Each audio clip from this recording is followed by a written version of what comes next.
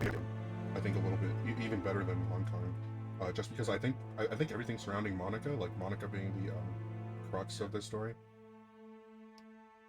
you're replacing her and everything.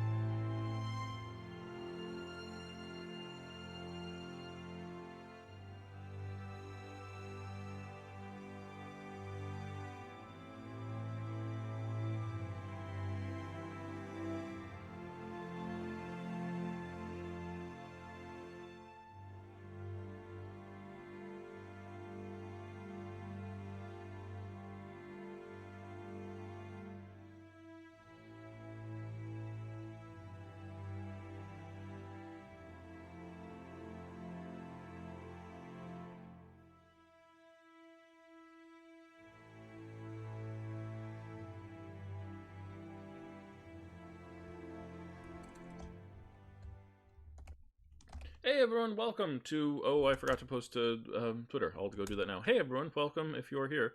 I'm gonna go post to Twitter with at Bumble, at Spicy, and at Jack Games on stream. Come hang out. Okay.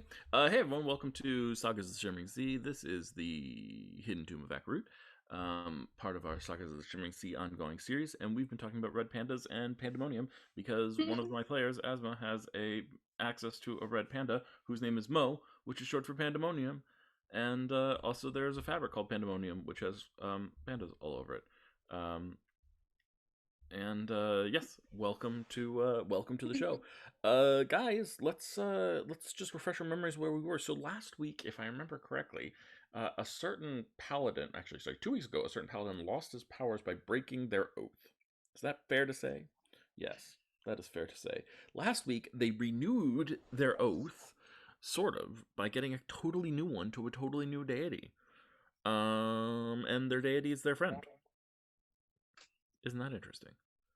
Sworn to their friend. Color me intrigued.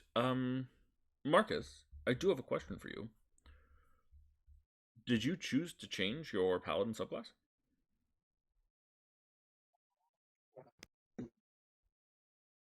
In comparison to Oath of the Ancients, I think that still is the most apt. Partially because of the elemental flavor of Asma's powers, and then the source being the Frost Spider. It just all felt very natural, in the sense of being from nature. So Yeah, you're thinking, I think so you're thinking that the flavor of your spells the flavor of your abilities might change rather than the abilities themselves. yes, in the same way that Tiss's physiology has changed a little bit. I think the spells will as well. Sounds good to me. I like it. Works for me. So we swore an oath to a new character. So let's see, we have the four of you and hanging out there, heading north into the heart of an undead army, and then we have Monica, who's hanging out with you. She is a lizard folk and very let's see, pragmatic, practical, powerful, effective. Ironically, Marcus and I were just speaking about the character that she is based upon. But that's okay. That happened a little while ago. She's evolved since then. Nonetheless, let us move forward from there. So, guys, middle of the desert. What's the plan? What are we doing? What's shaping forward? I think a rest might be pretty good. Yeah. Sorry, we left off last episode with my character hearing something. What did you hear? But she couldn't quite hear what it was. That is true. Is she still Shame. hearing something? Nope. Yeah. I guess you gotta wait for next time.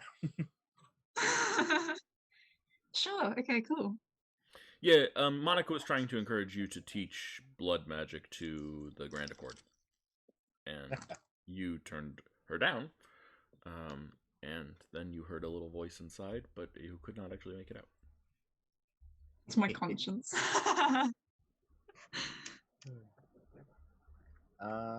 Okay, so quick question. Random zombies in the middle of the desert, or skeletons and zombies. Are these part of Akarut's army? Yeah, why don't you roll an investigation check for me? Okay.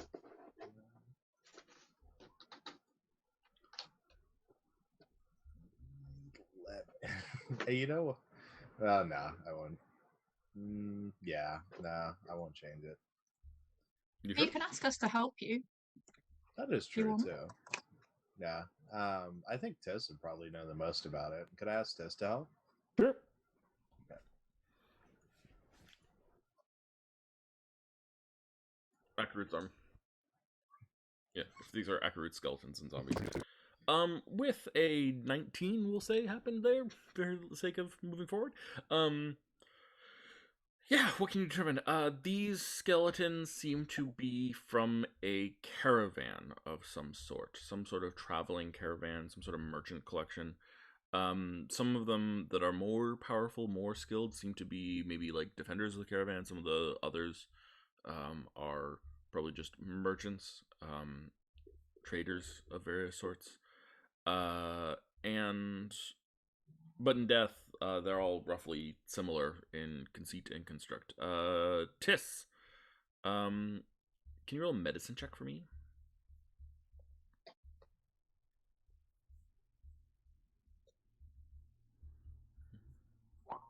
A 3. Mm-hmm. Yeah. Um, that's they're certainly undead. And Akarut is a possibility for that source of undeadness. You certainly heard about that.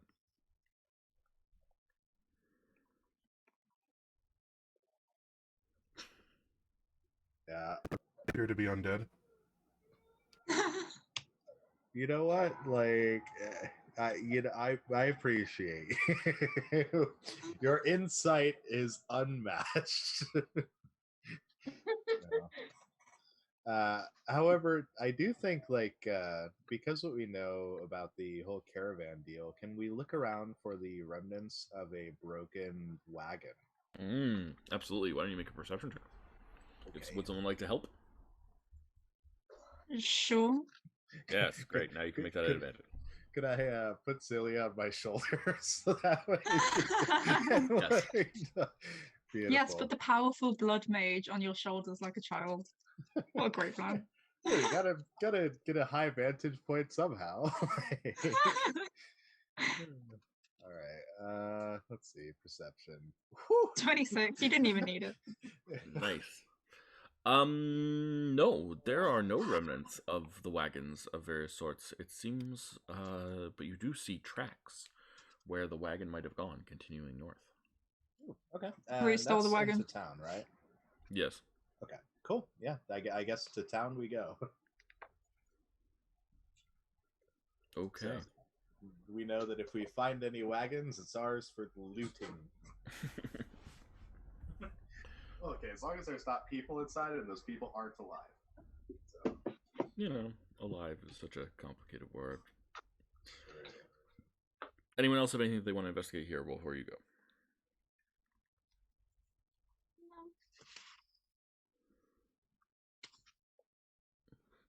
Okay.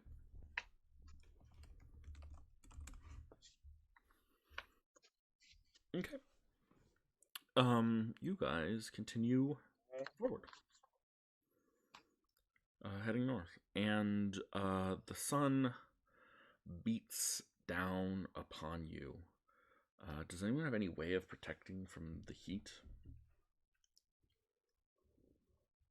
I think Lyra's got a cloak on, basically. Mm-hmm. She'll probably put a hood on over her head as well. Mm-hmm. Lyra, I have to ask, does the heat make your ice feel weaker, or does it make it give off an aura of cold? Like, are you likely to melt, or are you helping your neighbors? Like subconsciously. I feel like it would be more like a misty kind of steam more than anything. Okay. There's moisture in the air around Lyra. I'm gonna cuddle up to Lyra. How does the heat feel upon you, Tis? You're a water creature.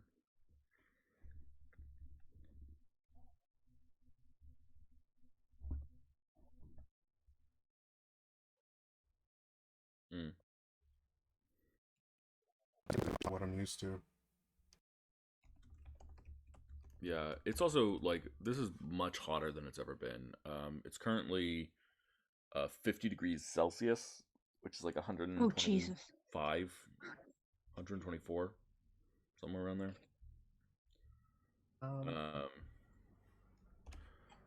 So it is hot.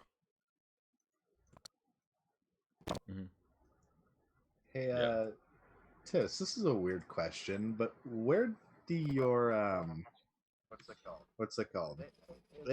As far as your religion goes, where are you in the totem pole exactly? It's an interesting question to make, but can you consecrate things? Oh, no, I think that's actually come up before, and it came up when I was too low of a level to even know how that works. But now that I'm, I said level. Now that I'm at a later stage with my abilities, I think that's just not something I can do. I think if it was going to come by, it would have by now. Fair. Wait, I'm a high priest. Could I do it? I doubt it, but it'd be cool if I could. You have to take a level in cleric. Aww. Above table. Sorry. Fair. You know, yeah, because I was going to say, like, and I'm going to point to Lyra currently giving off a misty aura. If somebody could technically consecrate her, we would have an anti-undead fog machine. She is a god, like. Yeah, actually, if anybody could, it would probably be her. Oh, my heart. I mean, if anything is sacred, like the literal god, I feel like should be sacred. See, but like, I feel like there is a what's it called? An element of blasphemy into turning a god into a literal fog machine. A weaponized I mean, fog if the machine. god doesn't mind. Yeah, sure.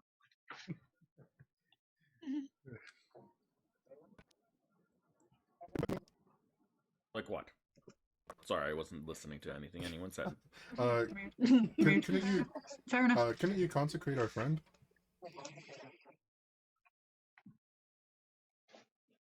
Is she undead? You want me to turn her? Her with holy energy. I don't know. I don't know how that works. You guys got a holy sports drink or something? Do not understand exactly what your friend is speaking of, or how your friend has poisoned your mind, Tis, so that you do not understand these things. But no, that we do not have a holy sports drink. Yeah. How does consecrating work? I can take a pile of water and turn it into holy water. Oh, that's cool. It, you know. Sorry, I've not met many clerics before, so. Generates energy. It causes it's energy, right? It's. Yeah. I feel like an innocent question has opened up so many cans of worms. Like, what happens? I'm just thinking. Do you think holy water would react to me the same that dark water did, or do you think I'll be fine? Oh, that is a really good question. Yeah, if you don't mind, then I just think it'd be interesting. She reaches down, reaches into the folds of her cloak and pulls out some holy water. Hands it to you. I'll just like pull out the stopper and like stick my thumb in it and shake it, and then pull my thumb out and watch it. Yeah, your thumb's fine. Huh. Okay. Cool. Thank you. And I'll just hand it back. Damn. I was sure. Why are you undead? Holy water and dark water are opposites, anyway. Are you undead? No, but we had like this water inside the tomb that we were actually in, which we thought, or at least I thought, I think, was. Oh wait, actually no, I would know a little bit more about the actual liquid because I'm an alchemist, so I can't feign ignorance. But like, yeah, it seemed to have similar properties to holy water, so it wasn't too kind on her skin. Fascinating. Do you think that's a consequence of the blood magic? I'd imagine so, because it didn't happen to anyone else.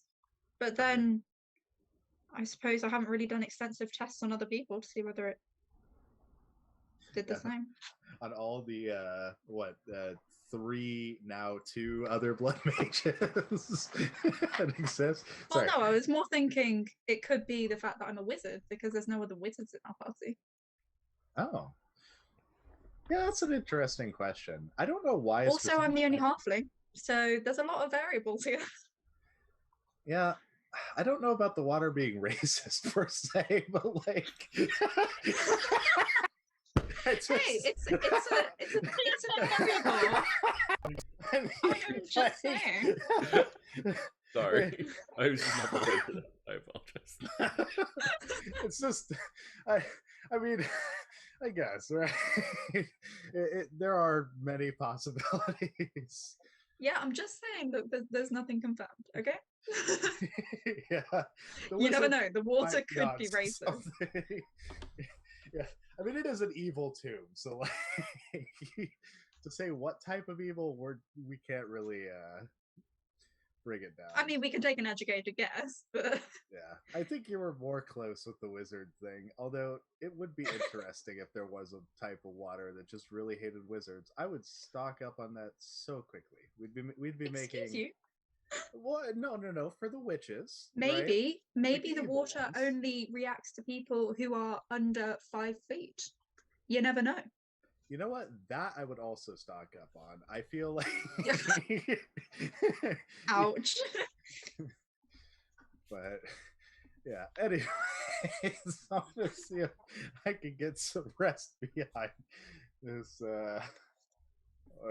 or I guess inside the wagon. Yeah, so the temperature keeps climbing, everything is hot. Does anyone have any mechanical ways or role-playing ways to keep cool that they want to let me know about? No, go on. Do we have a I'm just gonna assume that we have a bucket in the wagon or a well for water. And then I'm gonna let everybody fill up their canteens. Make sure that we have enough water for the trip ahead, and then see if we can fill any other containers that we have with water. Because I'm going to add some like excessive amounts of salt to the actual well that we have, and then freeze it. Interesting. How are you going to freeze it? I have frost touch or whatever. Let me see. It's chill touch. There you go. Chill touch is not cold. Oh. No, that's necromantic. I have frostbite. Would that work? There you go. Yeah. So frostbite would work. Also, since I'm going to be taking a rest too, I have. Ooh, sorry. 1 level 1 spell slot remaining, and I have chromatic orb, so that could be cold.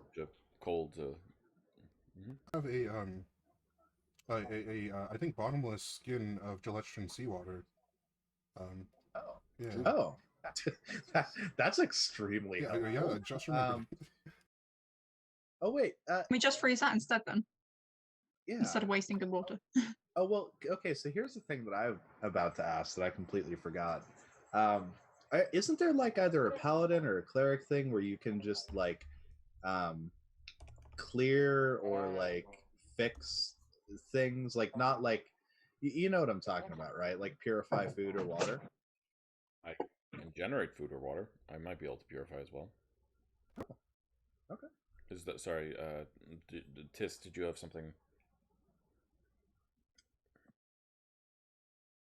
No. That's fine. Wait, I forget with paladins. Is it preparation or is it just a spell list that's fixed? Paladins, yeah.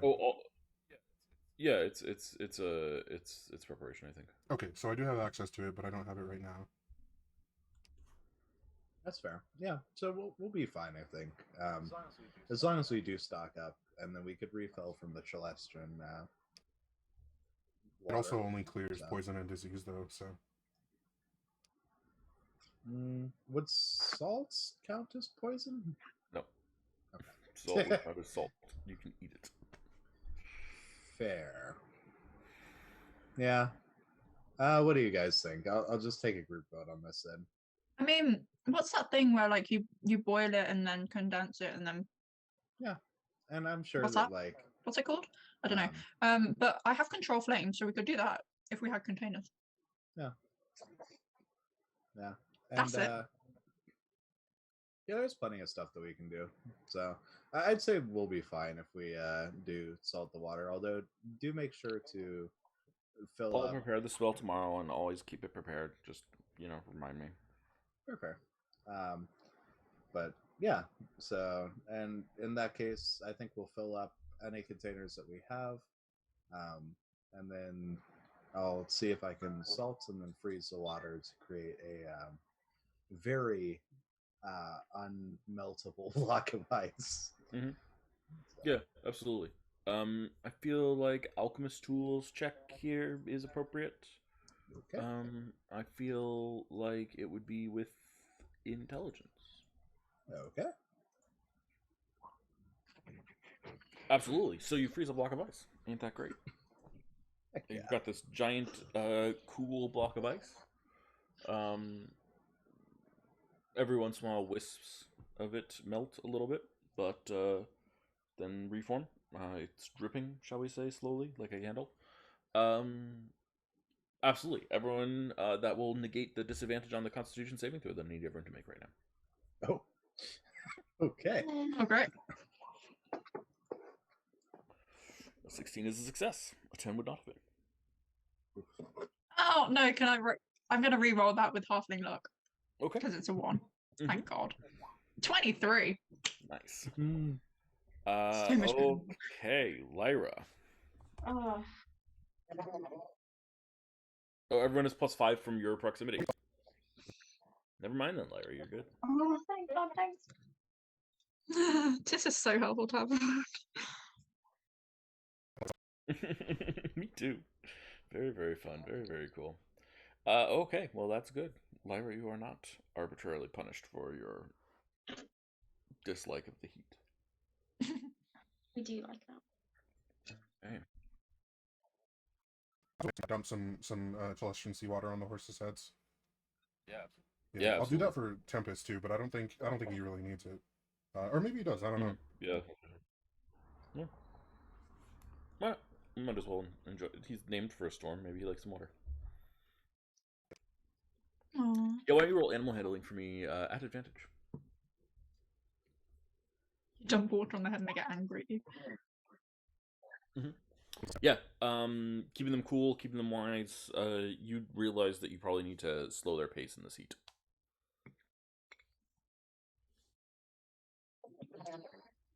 Not really. I guess you all are. Okay, I'll relay that to the group then.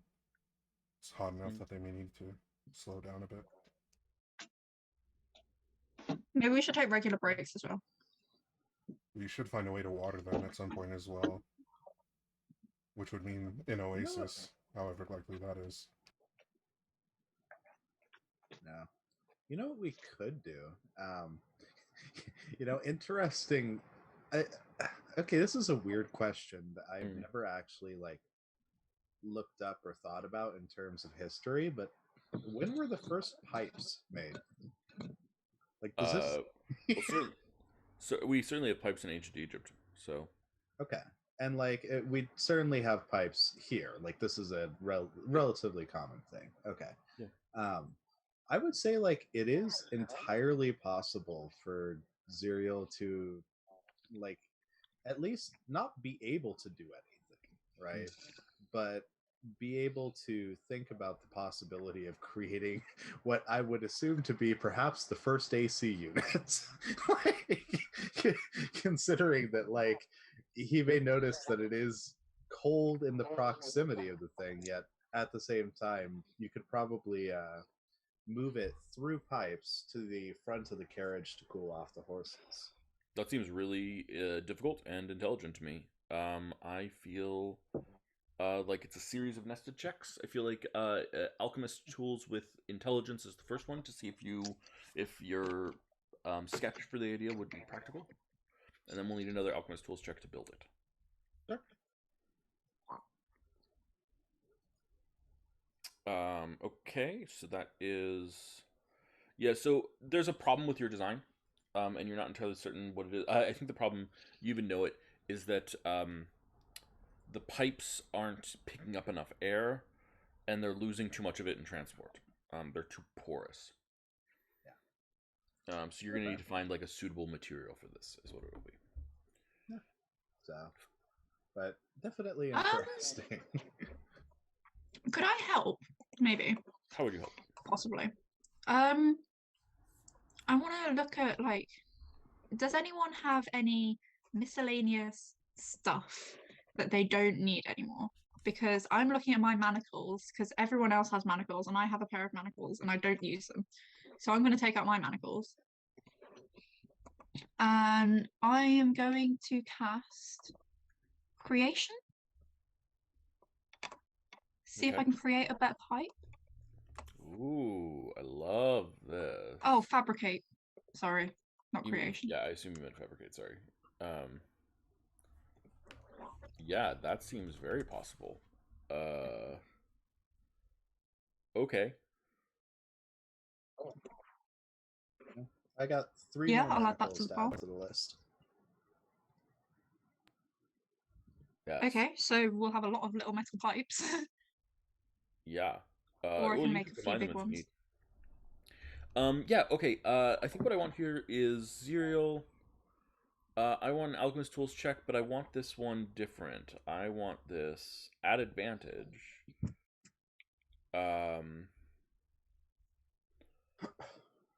I think it is Wisdom, though. Okay. Because you're trying to guide creation. So Alchemist Tools at advantage with Wisdom. Is that a 27? Yeah. Cool. Stelia makes a piping system for you out of the discarded chunks of metal from other people.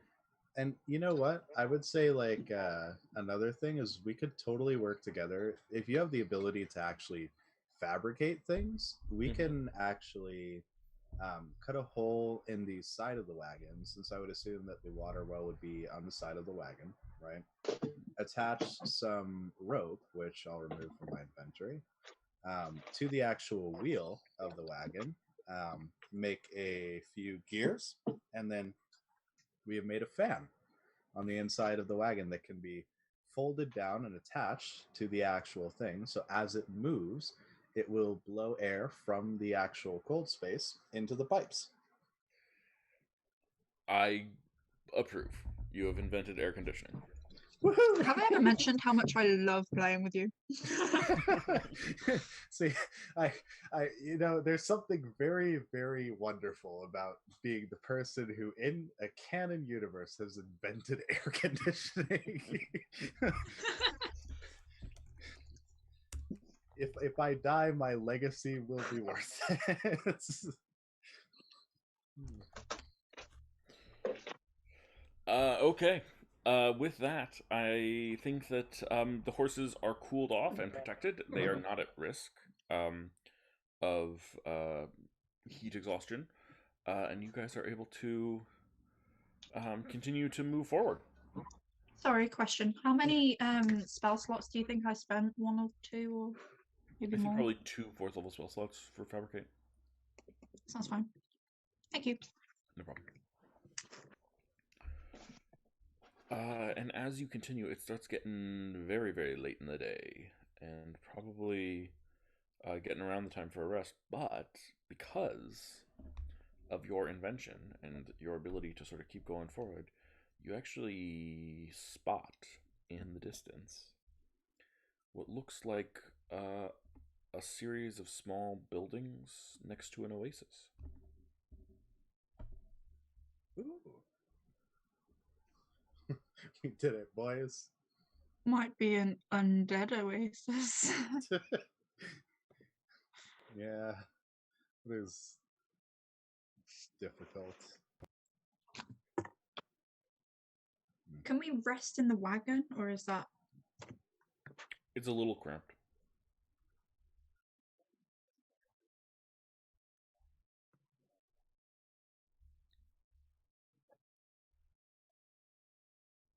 Yeah. Just be careful. And you know what? we could just temporarily boost up our HP by using the mushrooms. So, Oh yeah, I'll hand out mushrooms to everyone, but I'll only hand out one because they don't double up. yeah, fair. So that means 2d10 everyone. Yep, everyone roll 2d10. Take that many. Are you going to give some to Monica? Yeah. We'll roll 2d10 too. That is exactly what I needed, being at 30 hit points. Have we had a rest or not? It is very, very hot, and you have been working on fabricating things, so it doesn't seem like it to me. Yeah. Okay. But we can rest afterwards. We have a literal resting point, hopefully. So.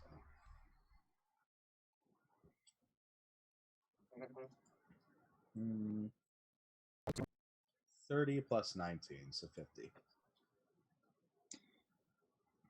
I am 100% out of 135. You're fine. How are you looking hit points wise? Hence wise.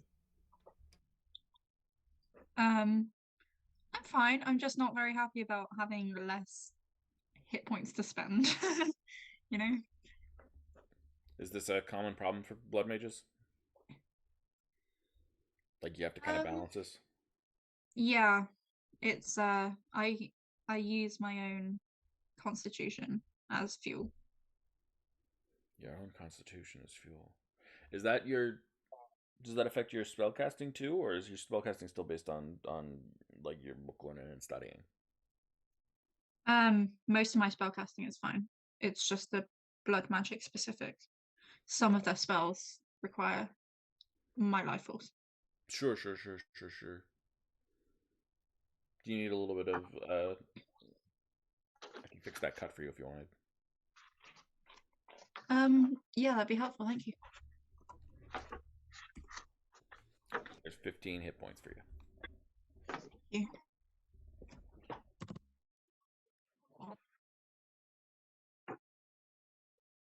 If anybody wants that.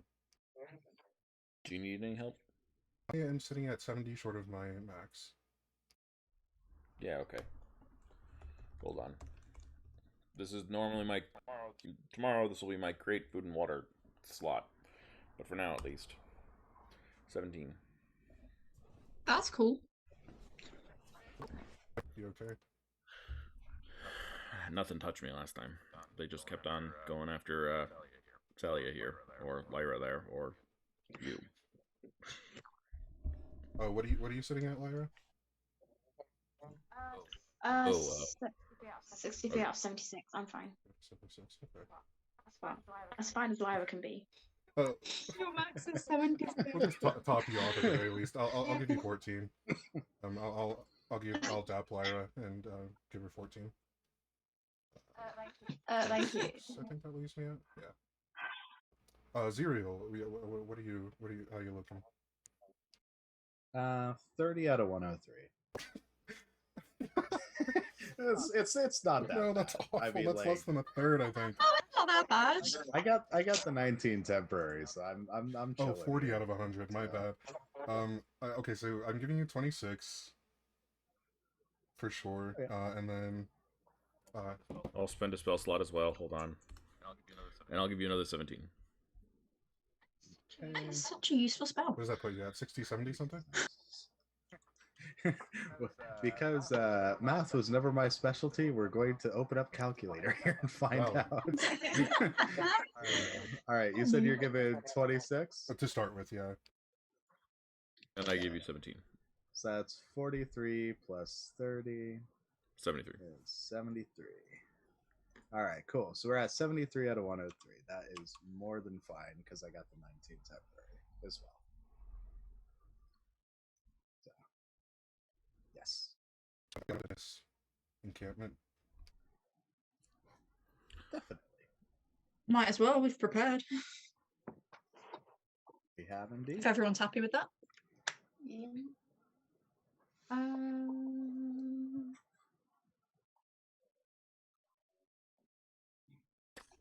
You're still more than 60 feet away from the encampment, obviously, if you're but yes.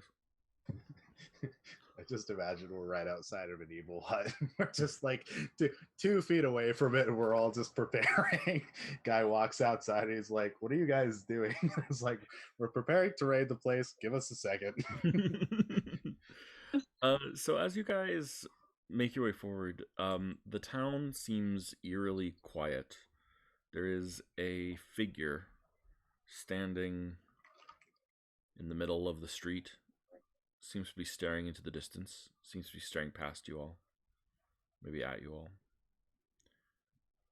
The houses don't exactly look abandoned. There's lights on in some of them. Some flames.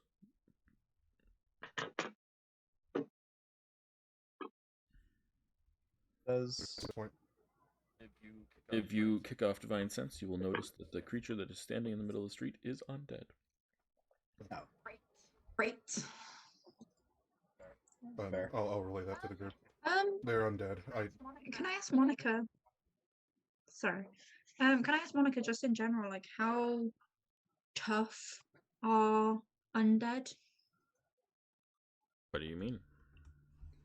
I'm thinking of just like magic missiling them from a distance, because that would be quieter and it would mean that others don't come out. So actually, how many would I need? Undead vary pretty heavily in toughness. I can't tell what kind of undead that is there, but I would say that in my limited experience, the undead that I had the easiest time defeating wouldn't survive a single magic missile, and the undead that was the most difficult that I did not actually defeat, but actually barely escaped with my life, could have taken, let's see, magic missile does an average of what, 2.5, 3.5 damage, is that right? So that would be let's see, how many points is that? What about how tough the undead we saw before are? They seem to be roughly in the 30 to 40 hit point range. Okay, yeah. Not a magic missile enemy then. Thanks. I actually do have an idea. Okay, so this is just an assumption. I could be entirely wrong, and we would just be sending in Lyra to a very obvious trap. But right here is the potential upside, right? There is quite obviously a quote unquote watcher undead, right? Like in my assumptionary land, right? Yeah. So like the undead there is meant to watch out for new people and then call in the undead from the surrounding areas to attack anybody that comes through here. I mean, it hasn't done that yet. It's just staring at you. Yes. You're within 60 feet now. Oh, fuck, you're right. Okay, so I guess that... Yeah, because like my original plan was to have Lyra go ahead and just hole him. Like, just slap him in the hole. And then that would cut off any form of communication that he would have with any of the surrounding ones. But I guess, like, yeah. Maybe he doesn't have vocal cords. Yeah, so should we prepare for her to do that if he does start alerting other people? Yeah, Lyra, how fast can you run? I think it's 35. Yeah. Okay, I'm gonna cast. Is that how Expeditious Retreat works? Hmm? No, I can't cast it on other people, can I? It might be range of self. Also, it wouldn't work on Lyra because she already can bonus action dash, which is what sweet. retreat gives you. Cool. There you go then. You know what we could do? I'm gonna see if I can cast Minor Illusion as a cantrip. I'm assuming that this thing isn't particularly smart, right? And I'm going to see if I can create a visually attractive figure. Like, not like attractive in like a romantic way, but like lights, high contrast, like something that would take the attention more so of her away, and then send it in the opposite direction of where Lyra / Asma would go. So that way they can dash off and actually stealth. Okay. I can see this. Okay. So, and just in case, that way you can actually get up and close and personal before it actually does anything. Like, you could get behind it and we could approach it from the front. See if it's a talker, so to speak.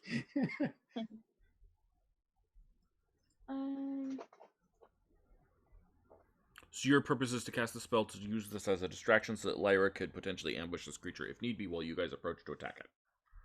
Yeah. Okay. Sounds good. What spell? That would be Minor Illusion. Okay. Lyra, does this work for you? Yeah, I'm good with that. Okay. Okay. Sounds good to me. So, you cast this minor illusion as a distraction. Let me see if this creature cares about this. Probably on some level, but do they? Let's find out. Does it like shinies? Does it like shiny?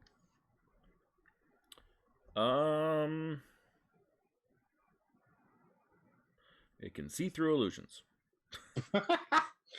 That's fair. So, Lyra, make a stealth check. You do not have advantage. Right. You still are a rogue, though. Are you kidding me? I like how it's still a 3. Like, that is a plus 15. It looks like an average roll. Like, you would never tell that's a plus 15. Okay. Lyra stealths off to the side. This thing doesn't seem to acknowledge or gesture towards Lyra in any way, shape, or form. Okay. Yeah, in your general direction. It could be waiting for you. Yeah, so should we approach it, talk to it, see if it screams, and then have Lyra roll it if it does?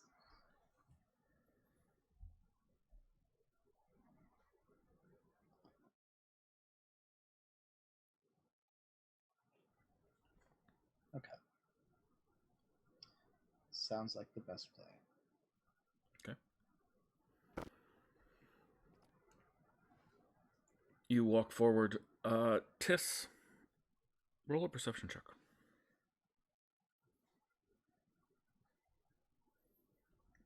All these wisdom rolls. I know. Okay. Wisdom? Perception? There we go.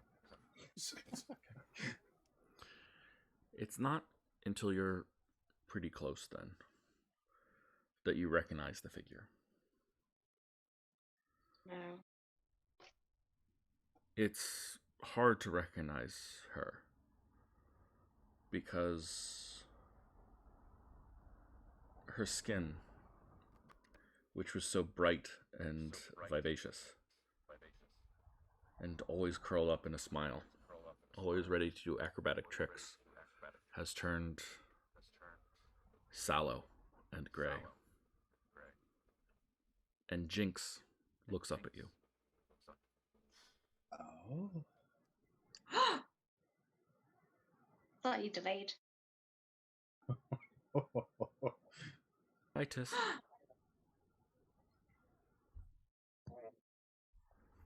What do you mean? Yes.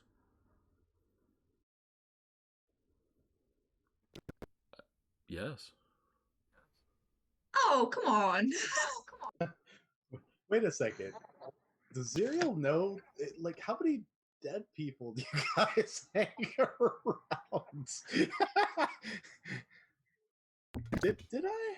I think Jinx was around. I think Jinx was around when you lost your arm. Oh, For some reason, I okay, remember yeah, that, yeah. but I don't know if it's true. Oh man, yeah, you guys are a cursed party. not, gonna, not gonna lie. Oh,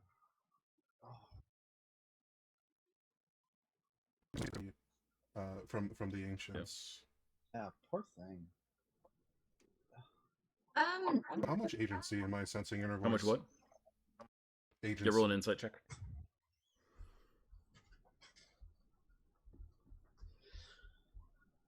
5. She kind of has the same bubbly, sing-songy tone. There's a hollowness inside of it, but yeah.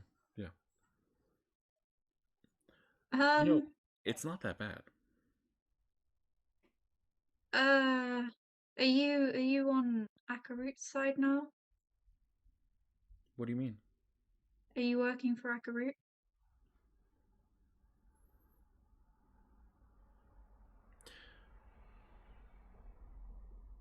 Are you ever afraid? I am going to take that as a yes. No, I don't mean that like aggressively. I just mean like Of dying? Yeah. Yes. Who isn't afraid of dying? That infinite void, that nothingness that extends forever, that going to sleep but never waking up. I would rather go to sleep and never wake up than go to sleep and wake up like a zombie. Personally. But that's unfair.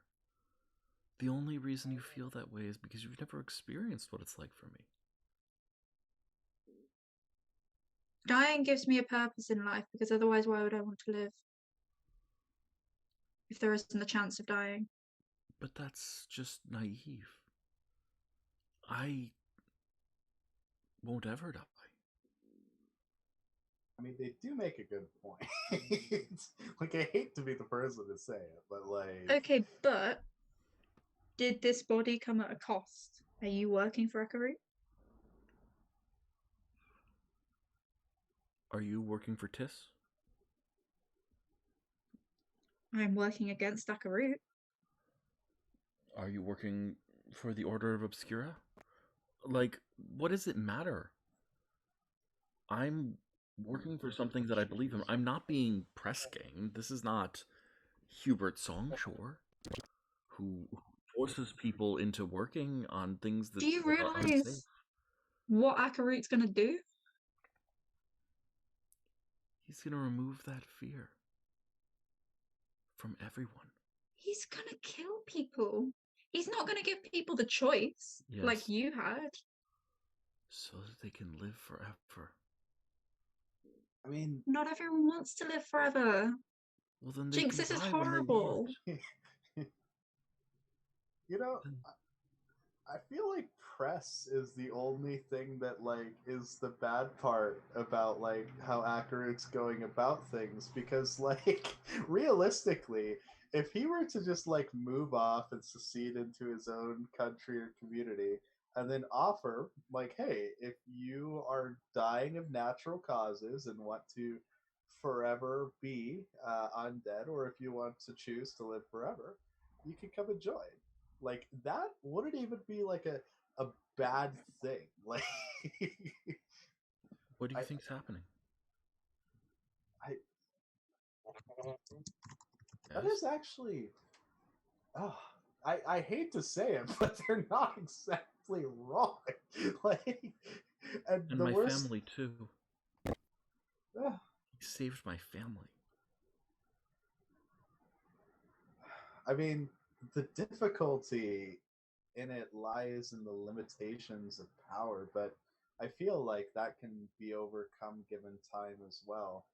Like, achieving immortality based on your own device is entirely possible, given an infinite span of time. The only worry that, like, there has is the corruption of Akarut. Like, if he were to suddenly change his mind on things and says, oh yeah, now people have to do things, specific things. Otherwise, it actually doesn't seem to be that bad. Akarut is really great, you know. You are going to live forever, but your spirit has stopped interfacing with your body. If you get injured, you are not going to heal. If somebody knocks an eye out of your skull, it's going to hang out and you're going to live forever like that. That is not a life. That doesn't sound like the worst thing to me. It doesn't sound nearly as scary as infinite, endless void that you don't get to experience anything. If my eye gets plucked out, that sucks, I guess, on some level, but on another level, I get to experience what it's like. You know, you can still die. You're not immune from dying completely. Right. Some people will occasionally try to kill me. But Akarut is here to protect. He overthrew Cooltix. Do you understand how powerful that is? How beautiful?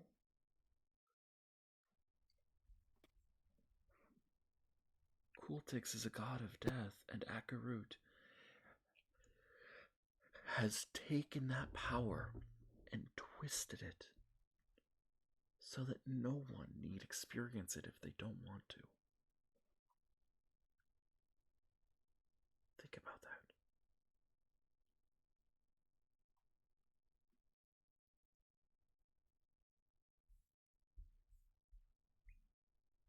Oh, this is such a moral clusterfuck inside my head.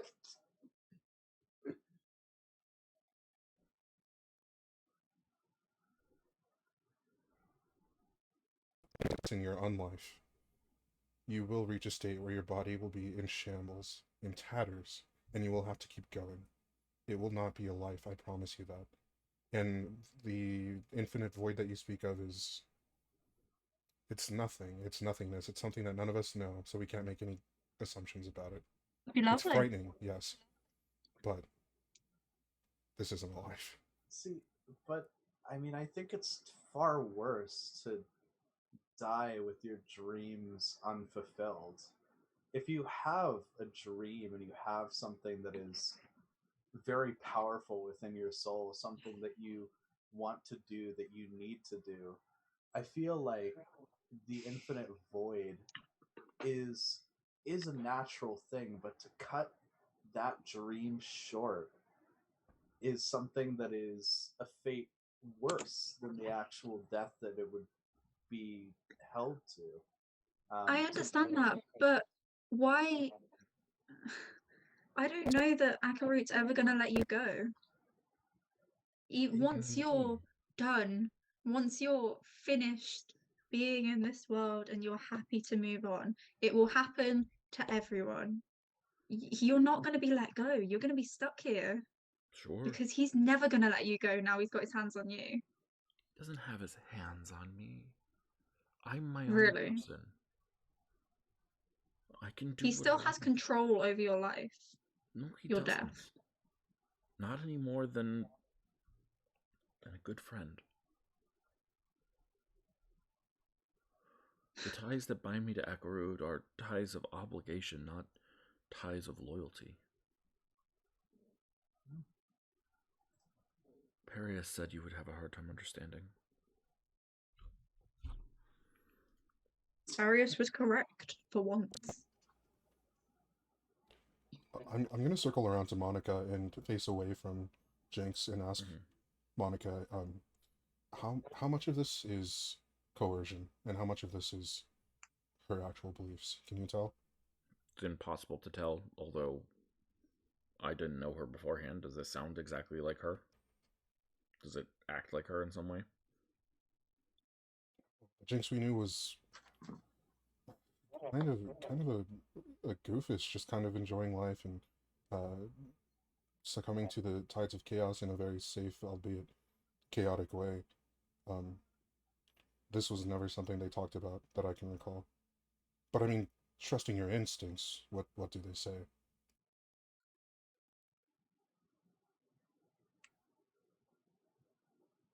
An army of mindless hordes is effective and useful, but you need people who are smart and independent to command them. Otherwise, it falls apart.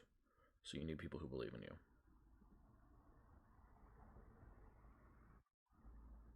I don't have more than that, though, and I don't want to guarantee that I'm right. I'm just... That's... Hearing that, I have a question for Jinx.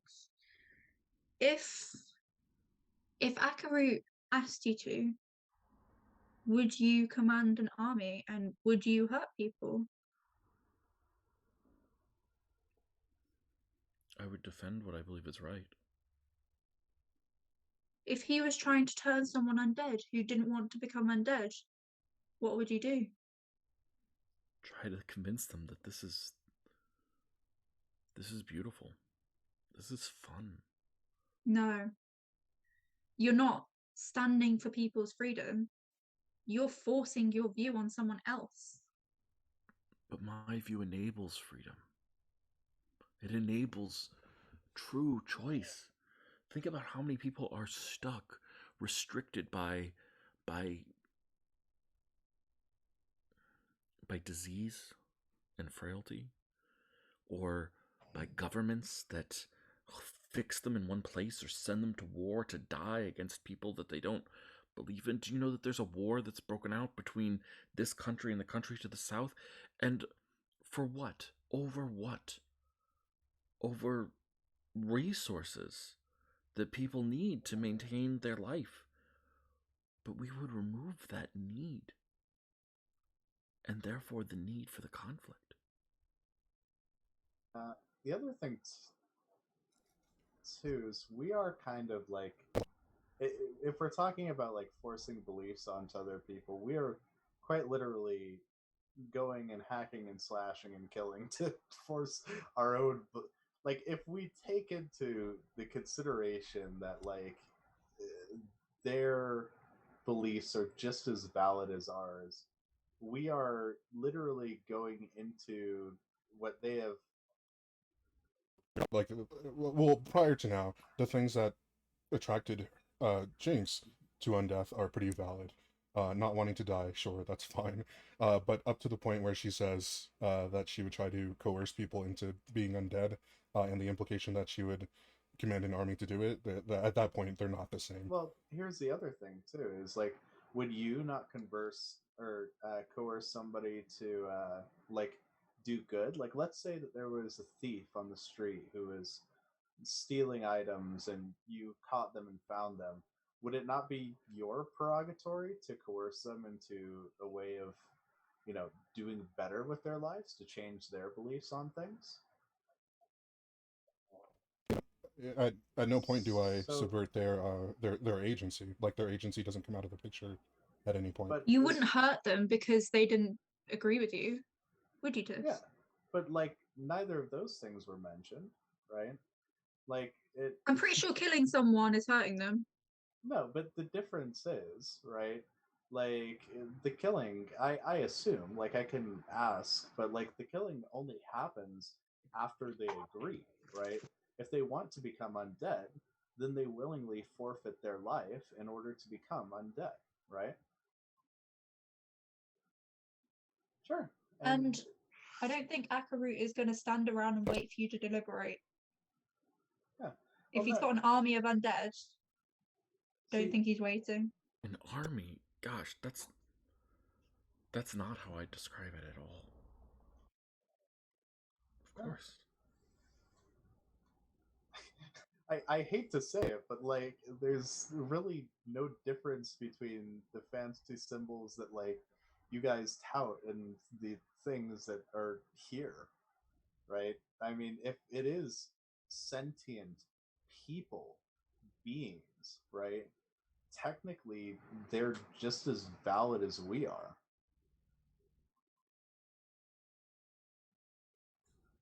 Sure.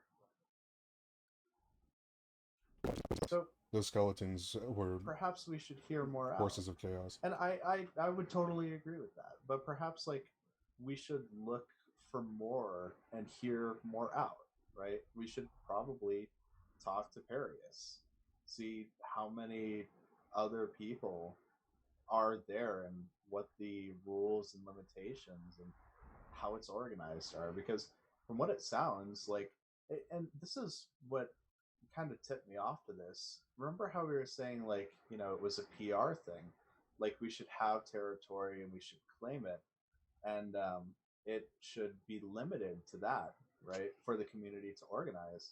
What was the purpose of that skull, right?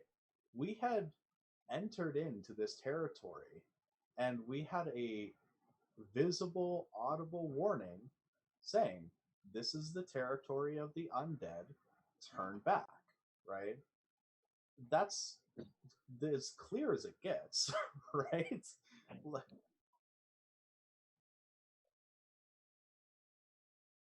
Unless you want to be a part of it, which I think is no different from any other land borders. Like, we're currently at war with that's the not South. a good, yeah. Like, imagine if you were coming from the north to the south, right? Crossing the war zone. That's a bad thing, though. I gotta put that in there. That's a bad thing. For sure. Isolationism and borders are awful. Yeah, no, yeah. But like, you're convincing me more to. But I think the thing is like, we can figure out the ideology and conflict between countries once it's safe for that to do so. Because who's to say that the people who are ignorant of the actual situation of the undead, right? Those who are not willing to accept them as sentient beings, right? Who's to say that they aren't going to just kill their neighbors? This is like the fear, because currently Akarut is at war. And you're right, war is a bad thing, but that doesn't mean that it can't be solved diplomatically. Like, and yet we are here.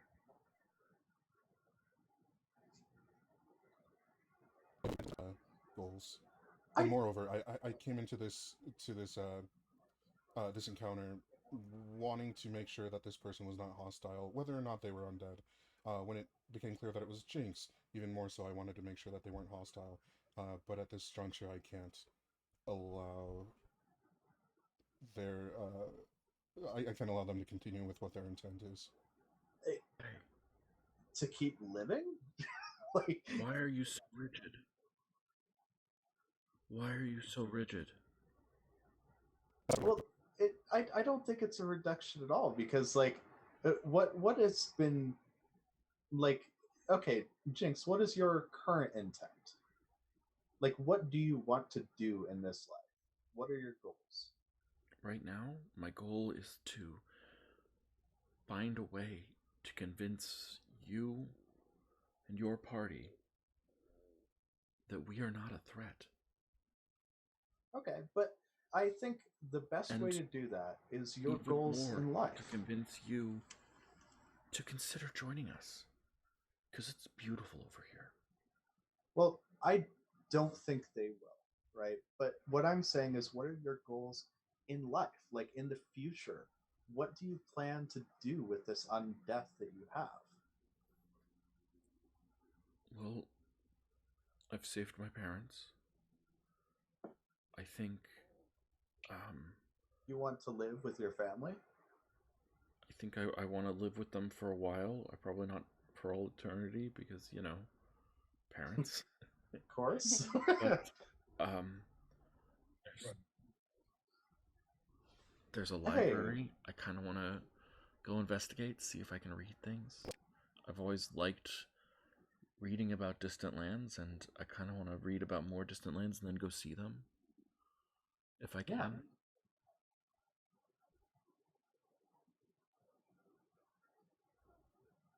What are the abnormal? What can you prove? This is an assumption that you are making based upon their status as undead.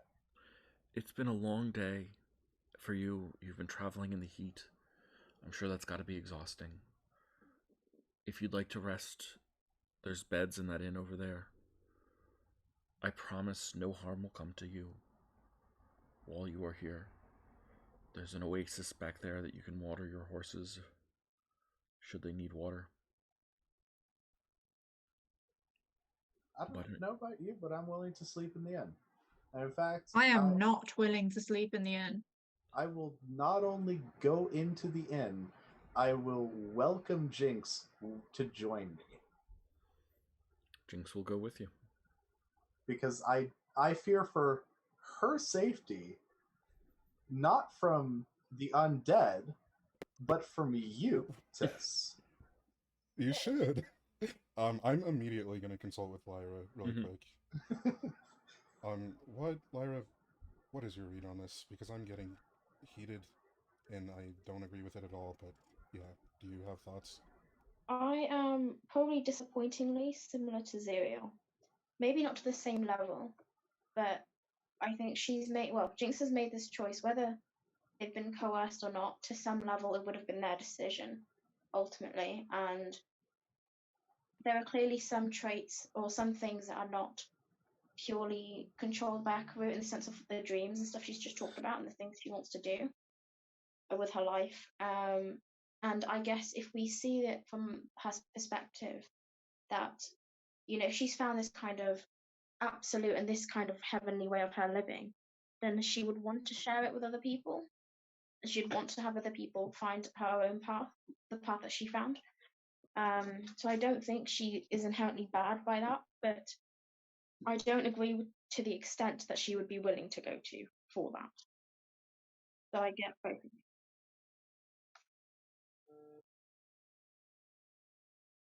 I would want to. I fear death as well, but I don't think she intends to keep it to herself, and I don't think she intends to spread it purely through the consensus and consent of other people. And comparing it to Akarut's plans, it's not like Akarut's going to allow her to do it nicely. I don't think. Yeah, and I think it's similar to, I guess, what we are doing.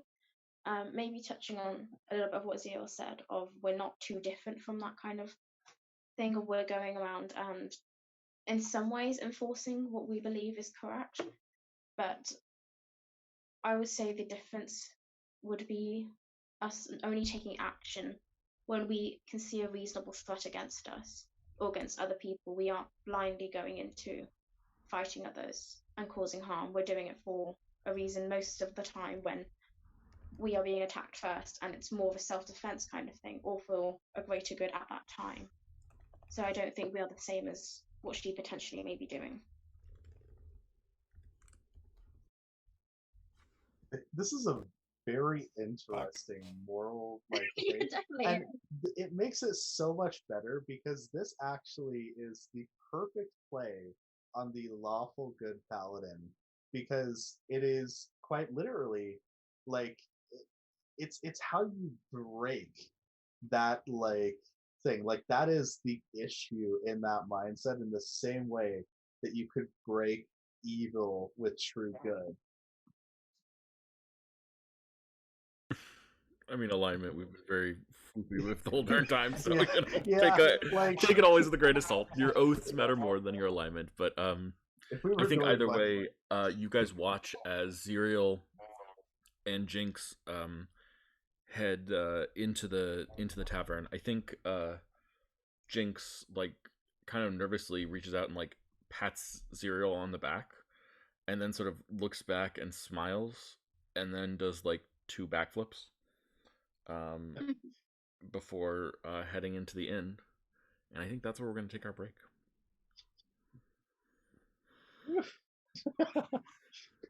This is, yeah, wild. Intense.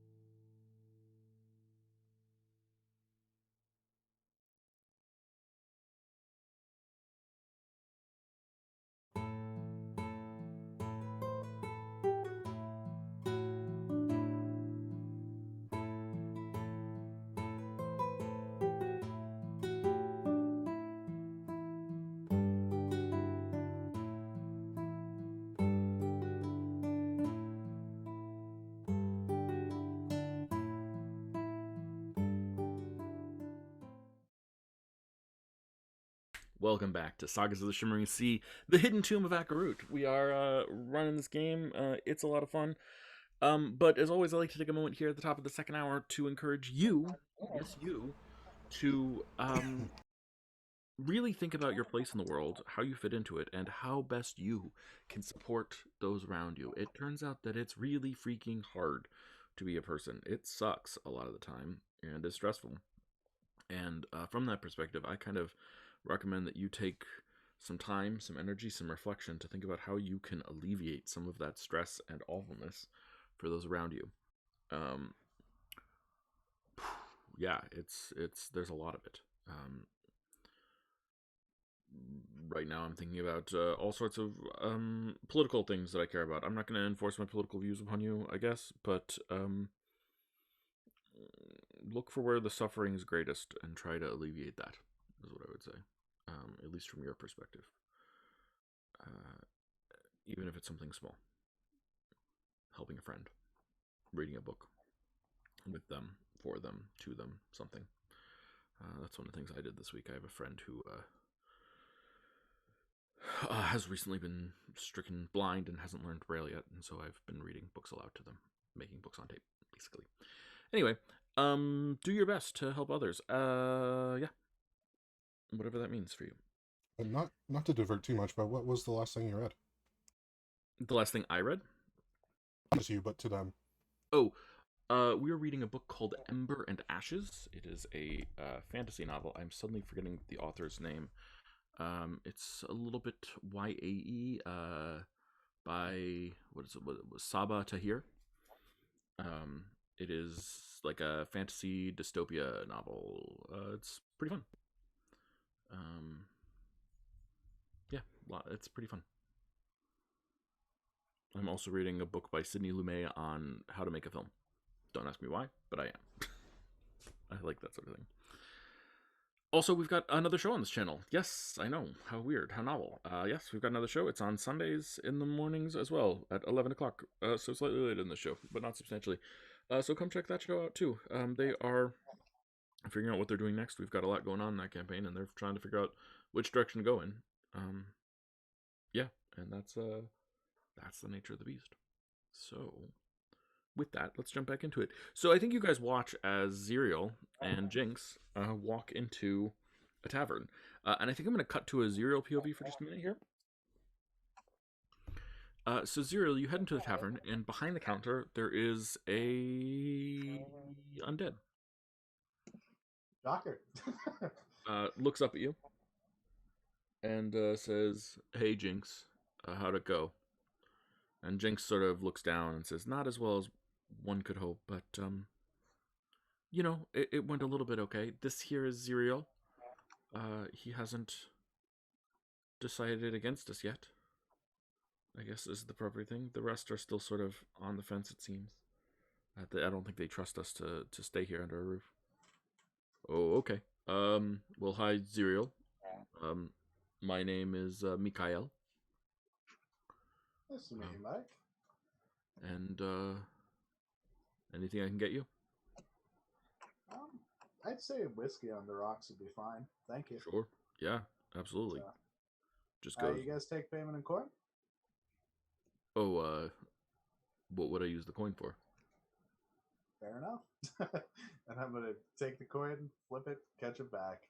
So Pours you a whiskey. Offers it to you. thank you. Yeah, one of the nice things is that, like, we don't really have material needs anymore. No, I would assume so. Do you want to play a game of cards? Sure. You got other people around here? Yeah, we've got a couple people around. Sure. Yeah, we'll invite and we'll. I don't know. What do you guys want to bet? I guess we still have coin. Do you want to bet coin? Sure. So, Jinx, you in? Yeah, absolutely. She looks at Zerial and says, "No cheating." if only you knew.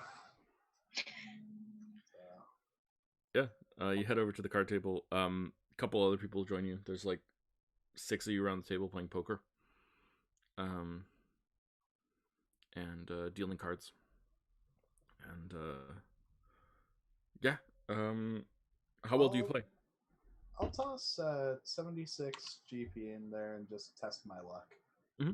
So, how well do you try to play? Do you try your hardest, or is this a casual game, or do you purposely lose? Or try to win? I would say like it's a half and half. Like I would definitely like want to make sure that I come out on top at the end, but like the objective, I guess, is to have fun, right? So I wouldn't be like try hard all the time.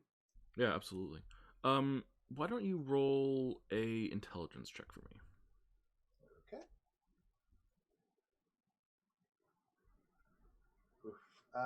You know what? Let me. Are you sure? Is that a? Oh yeah, true. Yeah, she did say no cheating. I'm gonna take it on good faith. Okay. Roll an insight check for me. Okay. Where is insight? There it is. Much better. Okay. Despite the fact that your play is really, you're getting unlucky, you're playing a little bit off, doesn't feel very good.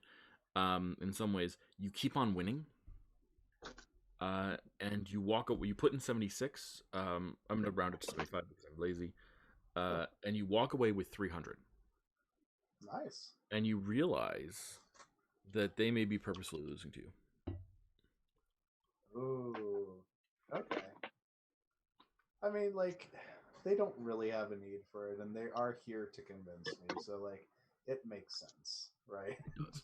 It totally makes sense. Yeah. I don't think morally I will hold that to or against them. Although I will be cognizant of that in the future.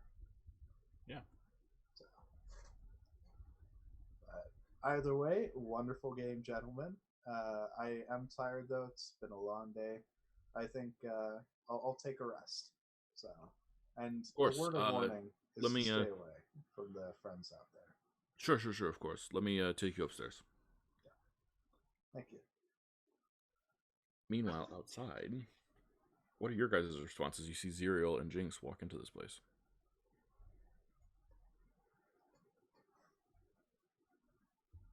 I am so frustrated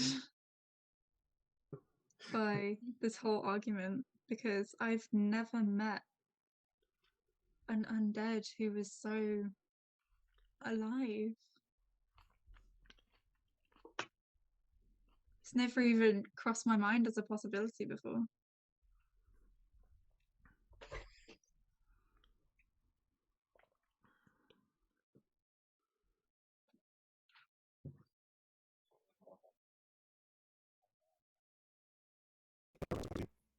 Ooh, this is way back. In the hallway, there was a double door. We knocked on the door and they were like, "Fuck off," essentially. But they didn't have any intention of harming us and kind of just seemed like they were doing their own thing. I don't recall who it was. Not to mention Skeleton B. Oh, skeleton. Yeah, but I kind of always wrote them off as like there's always a few oddballs. But that was a very compelling argument.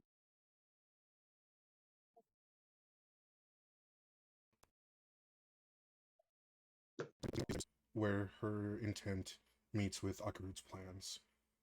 Where I stand,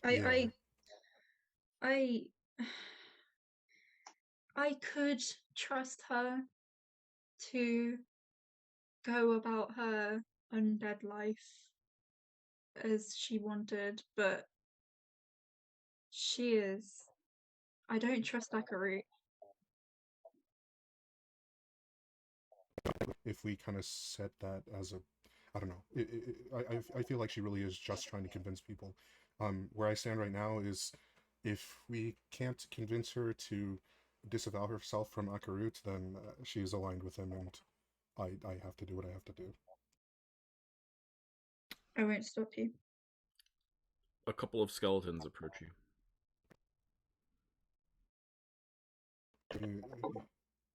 You fellas nice? What? We are here to guide the horses to the water. They are still alive and require a drink.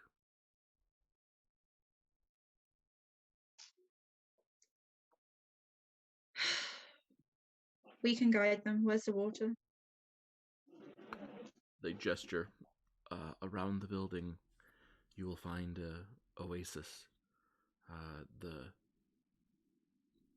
eastern part has a slope that is gradual, allowing the horses a place to drink. The water is cool and clear and refreshing. Can I watch them closely and see whether they've got any signs that they're nervous or that they might be lying? Yeah, roll an insight check. I'm not sure Celia knows anything about it, but you know. Insight.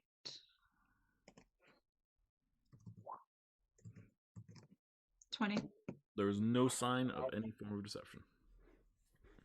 Though that being said, you're usually used to tracking like musculature and things like that, twitches, facial twitches, and they have none because they're skeletons. Yeah. Okay.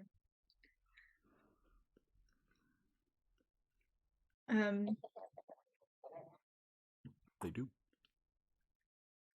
This is not Dark Souls. But Sorry.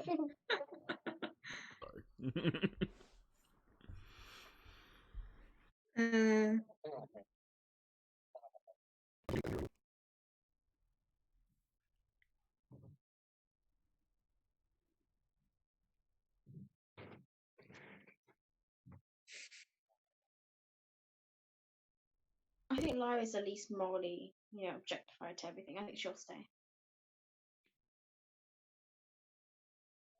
Well, just so we have one radiant damage dealing person with them.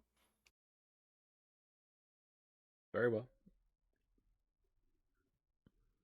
I admit that I'm deeply uncomfortable here and would prefer that we were smiting everything, though admittedly there are, now that I look around, more and more than I am comfortable dealing with on my own. Yeah. I feel the same. Lyra, shall we go on in? Yeah, let's go. So you two start walking in, and Monica just casually says, "So you're a god?"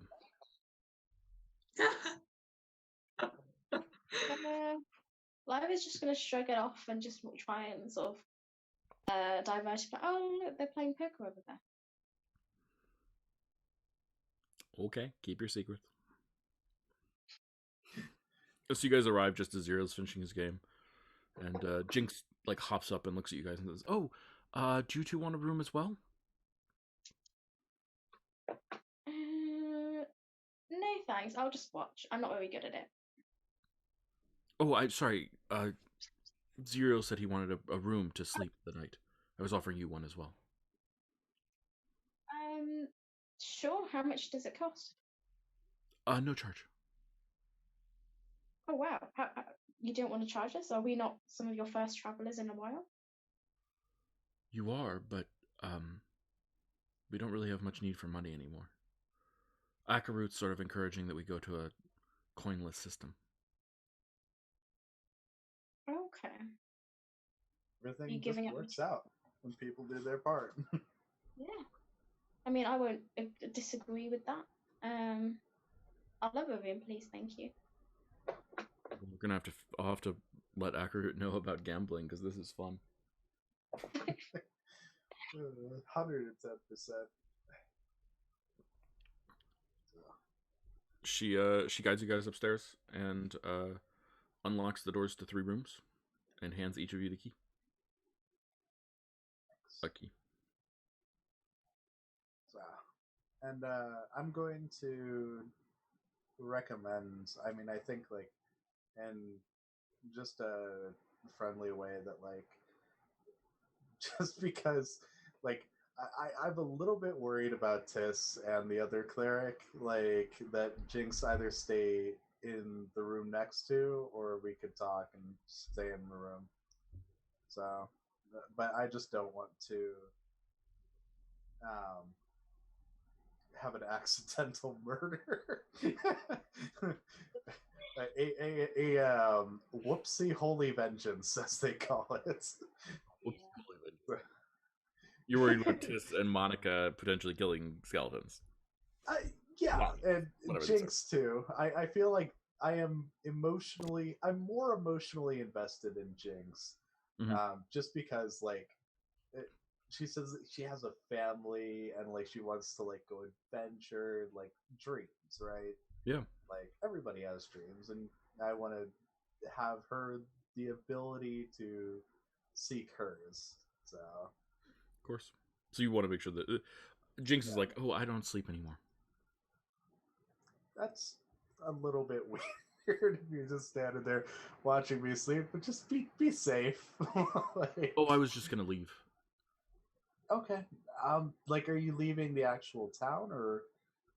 Oh no, we have sports and games that we play on the other side of town.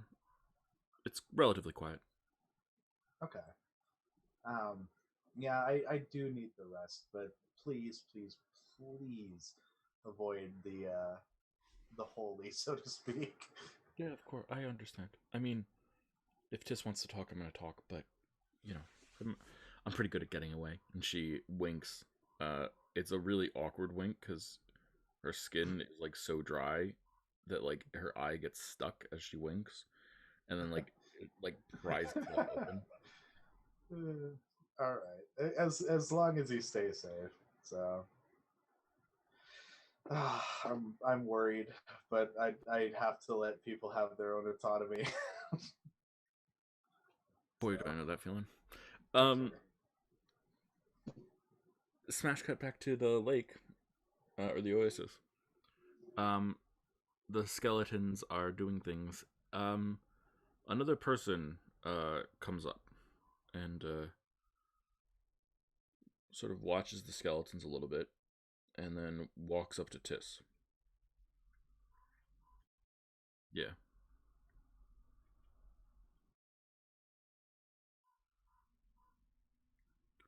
I have a friend. He'd be interested in speaking to you.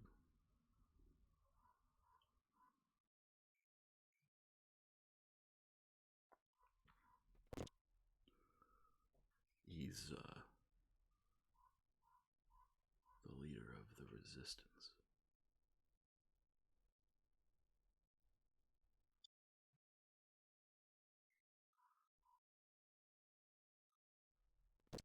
He's hiding, but you gotta get away unwatched. Can't let people see. You can't be known, you know? Yeah, looks like a dwarf that died a month and a half ago. So they're not much taller than me. No, in fact, they're shorter than you. Okay, cool. Can I come? Yeah, but none of your friends who are feeling sympathy to. It sort of points north.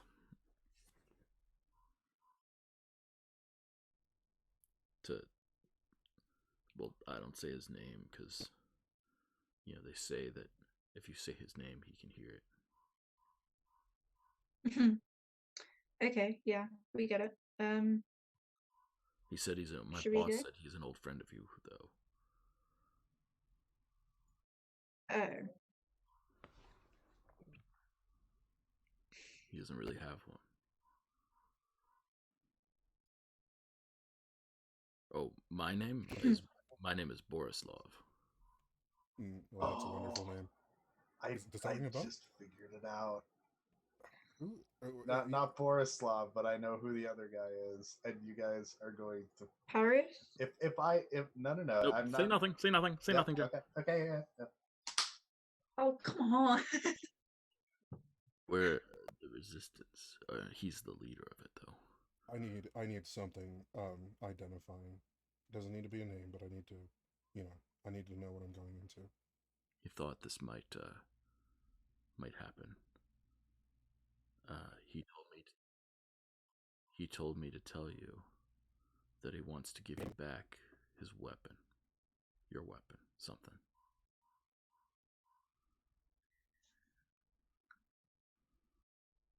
Tiss, do you know what he's talking about? No, I should. I definitely. His mother. You know what? Maybe you've got the wrong guy. I don't know. You guys should How go Are many- you find out. sure we're who How you're many looking lizard for? folk paladins are there? I don't think that many. Accompanied by a halfling who's still alive in this area. He sent me as soon as he got word that you were here. Well, I'm just saying, you're being pretty vague. Like, do you have no more details? Secret society, don't talk too loud. Those people watering your horses over there aren't to be trusted. Yeah. But not Yeah. like them, you know? Oh my god. What? What? You guys I'm should so go- out of the loop. You guys should go meet him and find out. Yes. Who is this? He doesn't. What do you mean he doesn't have a name? Everyone has a name. What are you talking about? Well, if he did have one, it's probably lost by now. And he's like them. Tis points over to the skeletons watering the horses.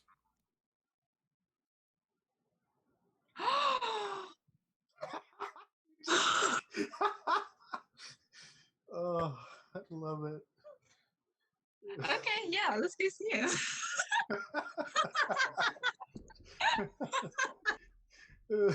I got it.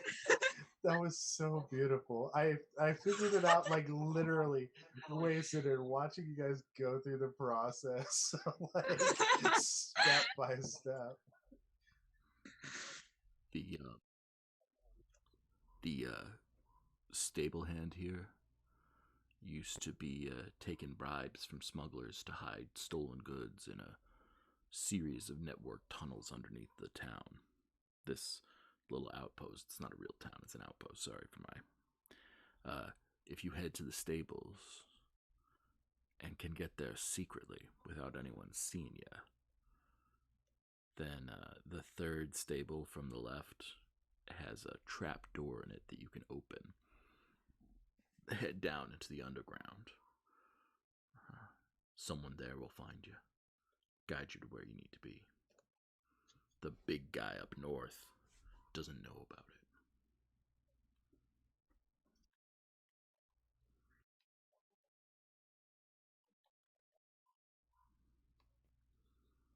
Good. I gotta go back to pretending that I like it here. Starts shambling away. Tis, are you able to stay quiet and move? Because I realize you are not the best at stealth. We can stop people from seeing you, but hearing you is different. I've got an armor, but I also, don't want to not wear armor. I can see if I have anything spell-wise.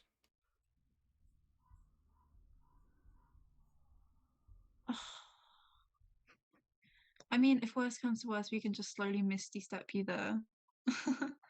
And you don't have to move at all. Would that work?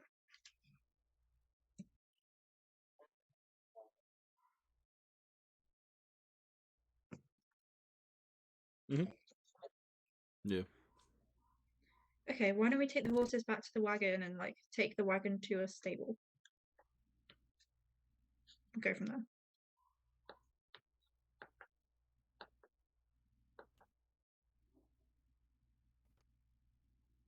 Should we do that? Okay. If we have canteens, I'll probably fill those up too. Assuming this is what's it called? Drinkable water, potable water, I guess. Yes, it is. It crosses your mind that probably this small little outpost was built because there was water here and on the route towards the town. So you fill it up with water. You're all good and fresh. Your horses look watered as well, and that provides you with an opportunity. The skeletons sort of turn towards you, and one of them bows and says, "Need you anything? We understand you do not wish to take your rest inside on this evening, but could we offer refreshments of some sort or anything?" We could do with a resting place for the horses if you have one. The stables, perhaps, if you're willing Yeah. to use them. Of course. Sure. And they guide you back around to the front of the inn.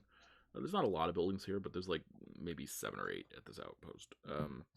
And they gesture to the inn, and they start pulling. They start guiding the horses into it. The horses seem uncomfortable around the skeletons. Yeah. So are we.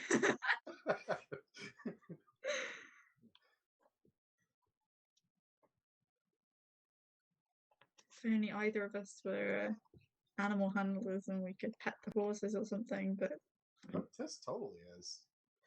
Right? are What? you? I thought...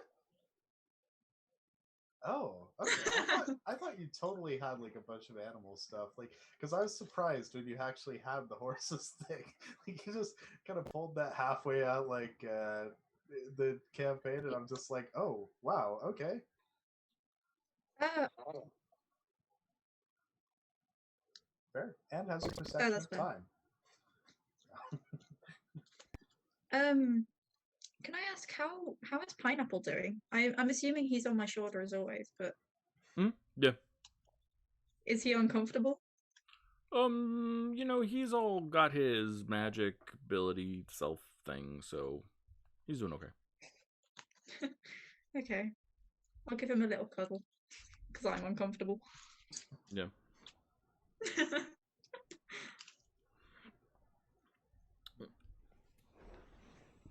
Okay. So they guide the horses in there, and then they're in the stable, and they sort of are looking at you, wanting to know what you want them to do.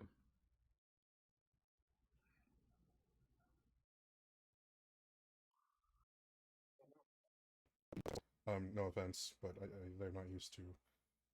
I'm not gonna finish that sentence because it feels uncool to say, but they're a little unsettled. I'm just gonna. I think we might just take a second to settle them down before we head to the inn. I think I heard there was an inn. Would you like us to settle their unsettledness? Okay, so that's what I was trying to avoid saying. They don't spend a lot of time around undead. I'm very sorry to say that. That's mostly not intentional. No.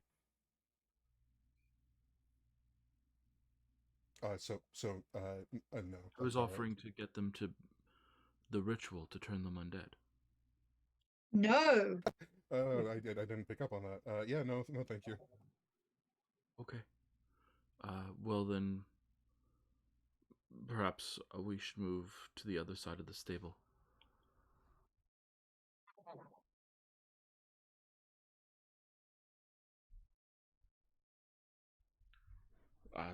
The same as I am now. My name is Martino, and this is. Did you have no flesh and bones before you returned undead? Is your flesh and bones so important to your life? Has not your friend lost a hand? Is he not still your friend? Sally's just standing here with one arm. Just kind of offended. They make a point. I don't think it changes you in such a way that it makes you any less of a person, but I did ask who you were before you returned undead.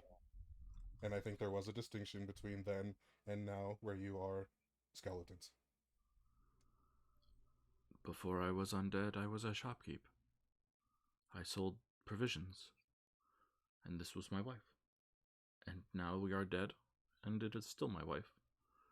And I help out around the town, but I still have the shop.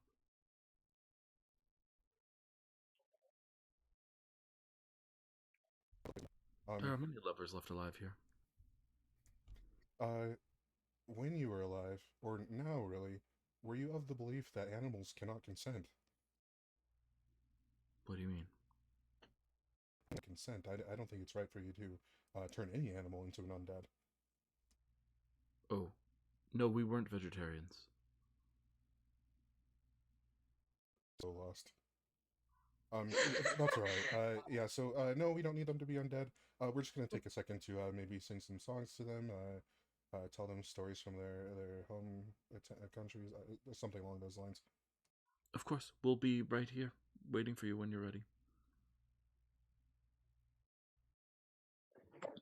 I keep trying to avoid saying this outright, but they are unsettled by you. If Yes. you wouldn't mind stepping outside or away.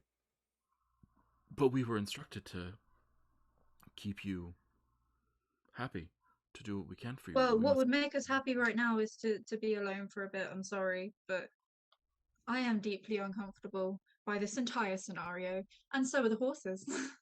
Yeah, Tis, roll persuasion. I feel like Celia just gave you advantage. Okay, don't. We can. Oh no! I sorry. I don't mean like I actually hate it, but it's just like challenging. It's the same thing that I think we talked about briefly with the the bakers in Resident Evil 7. My beliefs are being challenged. I enjoy it. Okay. But it is challenging. Okay, persuasion. At advantage. 25. 25. They bow and say, "Of course, we will be." And they like really want to make sure that you're clear about this. So they walk to the front of the stable and like open the stable doors, which are large enough for horses, and they gesture and they say, "That building there is our shop. We will be in there."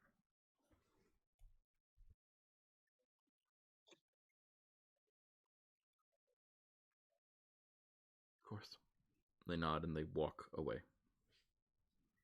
I'm sorry, but like the entire fact that I am already feeling quite watched in this place, and now we have a husband and wife skeleton following us around is just vaguely disconcerting.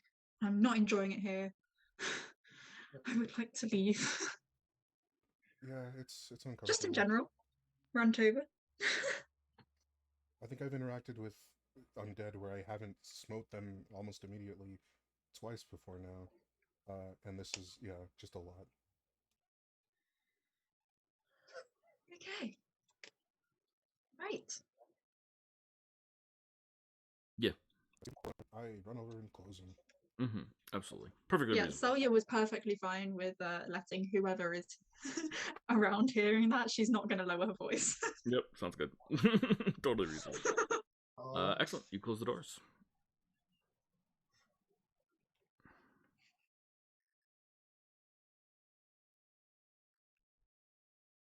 Which stable are we even in? Stable 3? Stable, internal stable, like third horse. What do you call it? Is it a stable? Oh, right. Yeah, obviously. Stalls. I would say it's the individual because the whole thing is called the stables with an S, right? I have no idea. But I meant third stall, which I was calling third stable. Inside of the stables. I'm gonna go with that. I don't know what that I meant. Okay. Yeah. There's like hay over it, fresh hay, which is interesting. And but you move it away, and you find a trapdoor there.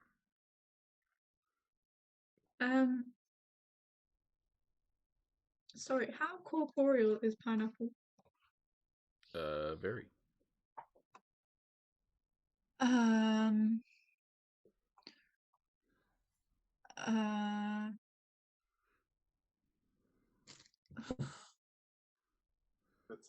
just thinking if we move the hay, then it's going to be very obvious because we can't move the hay back once we put the trapdoor on. So I was thinking about just like letting Pineapple do it. Yeah, he's certainly. But then I don't have Pineapple. Can I ask Pineapple to do that once we're down and then like hide until we come back? Yeah. Cool.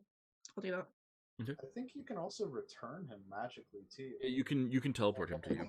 You can possibly move him into existence. That's cool. Okay, I'll do that. Yeah, definitely. Yeah. Okay, so you open up the thing, and you hear a voice call out, "Who's there?"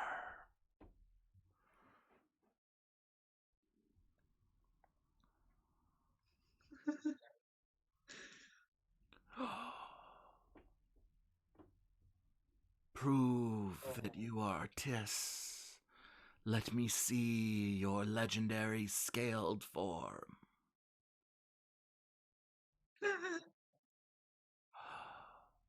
The master will value the sight of you. Please come down. I am Brooke. A skeleton, a zombie offers her hand to you to help you down.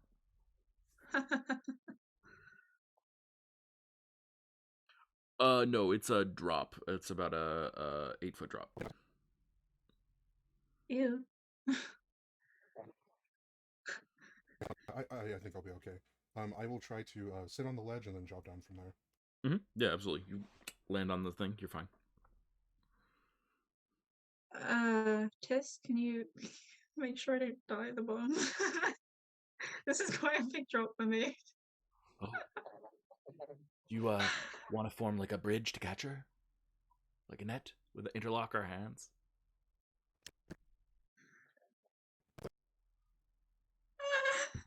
Thumbs up and smile from a zombie. Oh, I love that so much.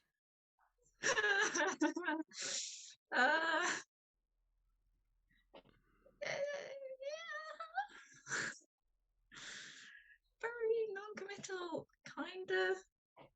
Be Yes, careful. If you hit her so- too hard, her arms will fall off. Oh, shut up. Yeah, Absolutely. fine. Tis, can you make an athletics check at advantage? Because I'm sure you're better than 19 is nice. And that's good enough. Celia, can you make a dexterity saving throw now at advantage? Because Watch me get 2 ones.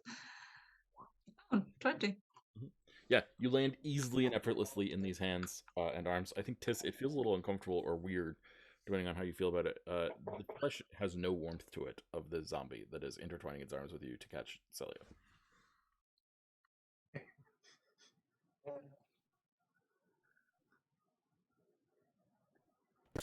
I'm trying not to show it. Yeah. Okay, right. Moving on. I am Brooke, Celia. It's nice to meet you. And I work for the boss. Right. Okay. Hi. Come on.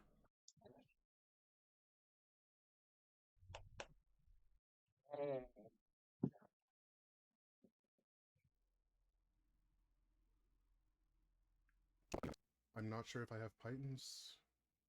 Oh, that would have been smart. I mean, I can get back up there, right? I forgot. Sorry, I'm not No. used to thinking about. I've been undead for a while now, and I forgot that there's a ladder over there. We could have used that. Are you kidding? Okay. We take it away so that people think that it's not like in use. So you use the ladder and then you climb up and then you kick it off and then close it back down. So like if someone discovers it, they won't think about it, you know? You know what? Okay, let's just go. There's a way Yeah. out. Let's get this Really sorry about that, Silly. I really didn't want to. Sorry. Okay. Nice to. So anyway, let's go. Starts walking down the hall. This is the common. This is the common room. That's Basil. And that's Bia.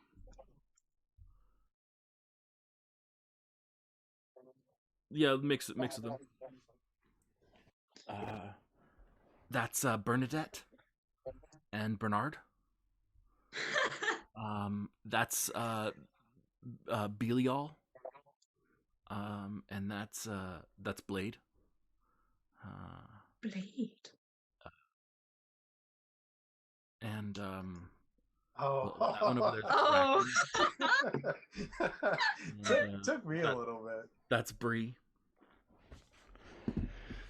And this is the boss's room.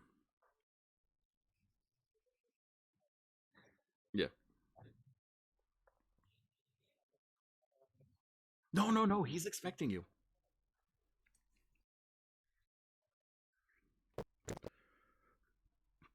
Enter.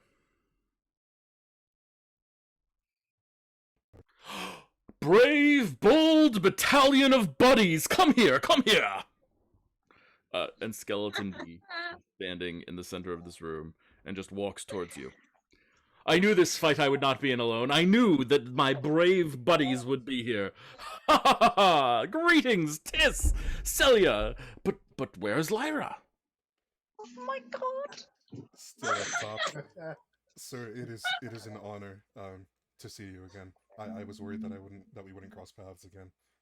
Oh, you do me too much honor with your claim of my honor, but I think it is not fair nor justified, for let me tell you, I am a failure, and for that I must apologize. I have failed more soundly and profoundly than any being yet has failed, and for that I feel such shame, such utter pain at my very existence. I am sorry. Yes, and my failure to slaughter him brutally and mercilessly for the bold and deviously vicious plan that he seeks to enact upon the entirety of the world. This being, this vile, no, vile's no good. This being, this bad being deserves badness to be enacted upon them. And I have Oh failed. my god.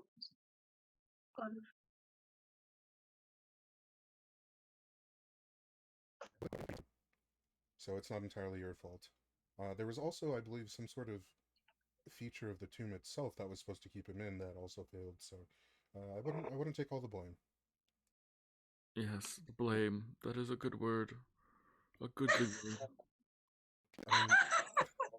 We also, you know, we're still kicking. We're still alive and unalive, respectively. We're still we- breathing. and not breathing, respectively. But we I'm can not still do breathing. something. Yes. Well, I've been attempting to organize a resistance in hopes that I can get close to Akarut and stab him right through his heart, Bosom? His bosom? his bosom. Oh, perfect! I love it. Yes, I must stab him through his bosom. But thus far, I have not been able to recruit any from his inner circle. I still live in hope that someday I may be able to. That I may be able to get close enough to stab him in his bosom. To deal him a death blow.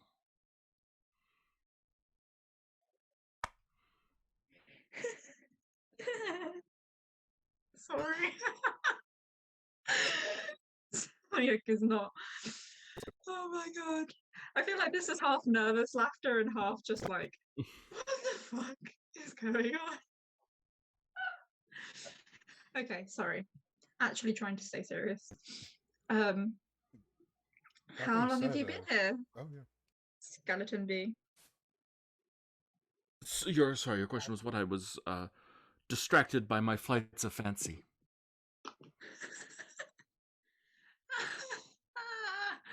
How long have you been here? Oh, it took me a while to sneak out of the tomb, for there were many living creatures that seemed to attack me. You know, there's a room in the tomb that's just filled with skeletons that attack people, and when you try to leave it, the people try and attack you. Oh, yeah. I Yes, see that how was that would be from a skeleton's perspective. yes, that was quite stressful, I must admit. But eventually they fell asleep, and I was able to sneak past. And from that perspective, it took 3 or 4 days. I was able to make it to the outside world, and I saw that there were shops and there were people, and most of them seemed to run scared from me. But I knew my scent. I must track Akarut. I made it north, and by the time I got there, though, he had already taken over the town. And, well, there weren't many people yet to recruit. Took me a while to find them. But slowly, I've built up a force that will resist Akarut's badass plan. Yeah.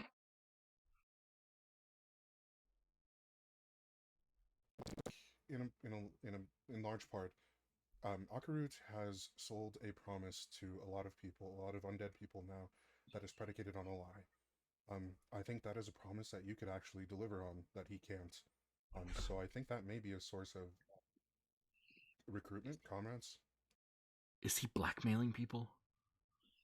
He's just telling people that, or having people believe that his aim is only to spread eternal life. Which you're undead. You know that it's not exactly. It's kind of a monkey's paw kind of thing, kind of a deal with the devil. It is eternal life, but it's more appropriate. But To without a try and body, life. how can you feel? Exactly. It's a different kind of life, How could you eat your broccoli? right? um, no, Yeah.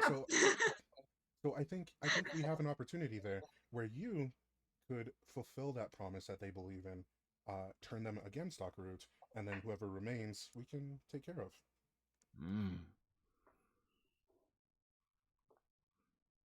I'm not sure exactly that I understand what you are saying, but I will wave your banner high. Um,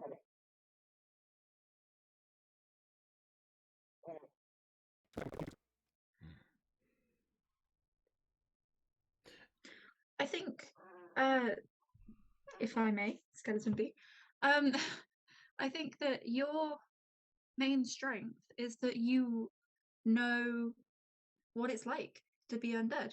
And a lot of these people who may be undecided about whether to become undead or not, under Quiltic / Akarut, or who may have already taken that deal but may not quite understand what Akarut could do with them, I think you need to stand up and show them and tell them all about it and It's true. I show have been them. the beneficiary of the beginning of undead behavior, which has led to all sorts of excellent Benefits. benefits. Yes, exactly.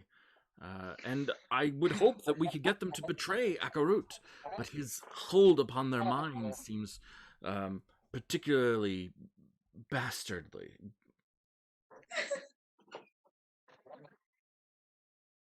Did I make what up?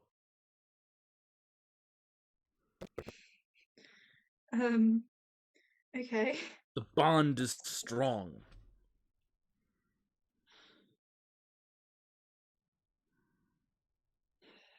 If we Okay. are to break apart this braid, we will need to brainstorm to figure out how.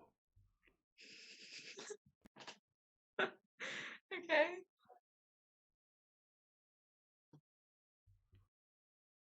Akarut. He mistook it for an act of kindness or a favor, and he promised me a favor as well. I had the idea that I might ask him to fulfill that favor by facing me in combat, in one-on-one Mortal Kombat, that sort of thing. Um, Ah, cut the snake off bait! at the head. We will need good bait to encourage him. The favor is good, but you may need more to convince him to break in or break down his resistances, so that he will enter into this arena. But what could we offer? We don't have that much that he would want. He's a god of death.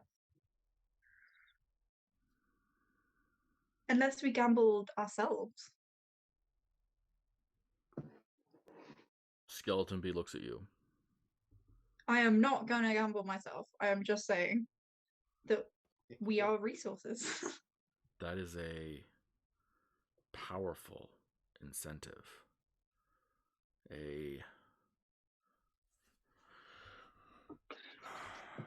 chance to brand yourselves as belonging to Akarut.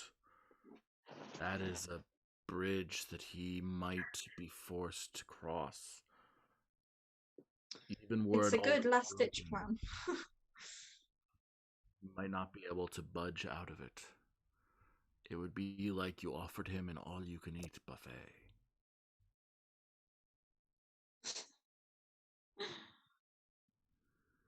Okay. I shouldn't have said anything.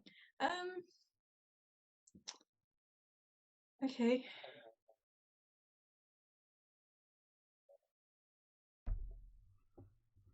If you lose, then you are not impeding his efforts.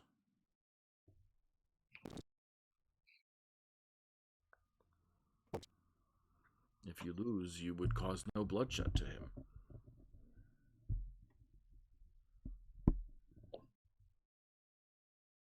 Ah, oh, I see. I misunderstood. Pardon me, Tis.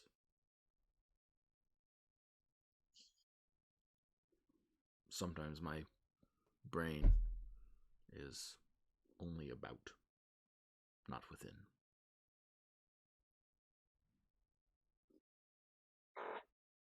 Brilliance, it does not last all the time. And sometimes I cannot broadcast my ideas. And I am as thick as a brick.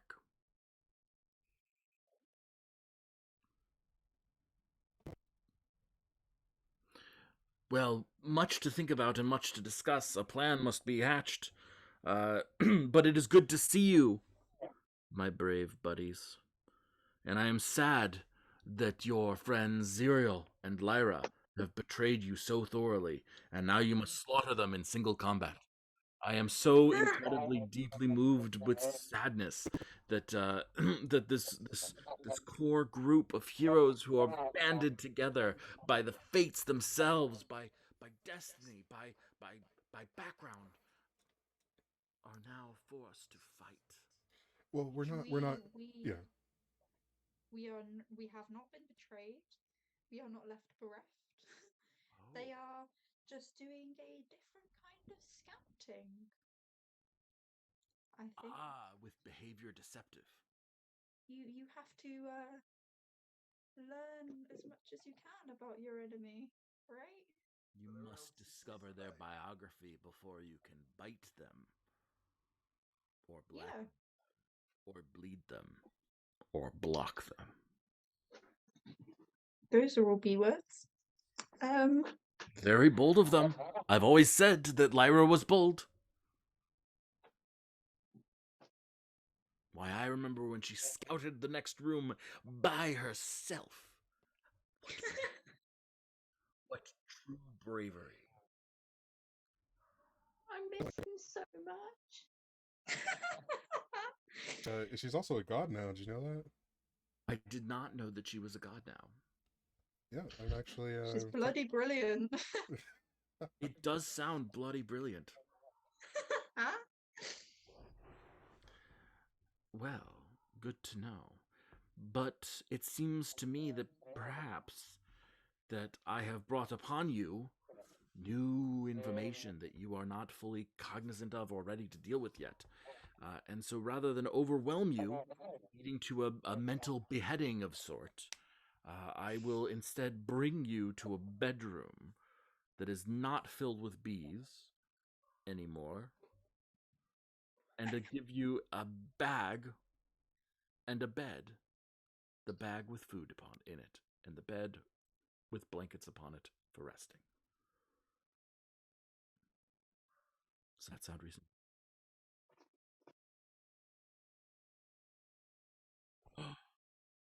Zerial and Lyra definitely haven't betrayed us.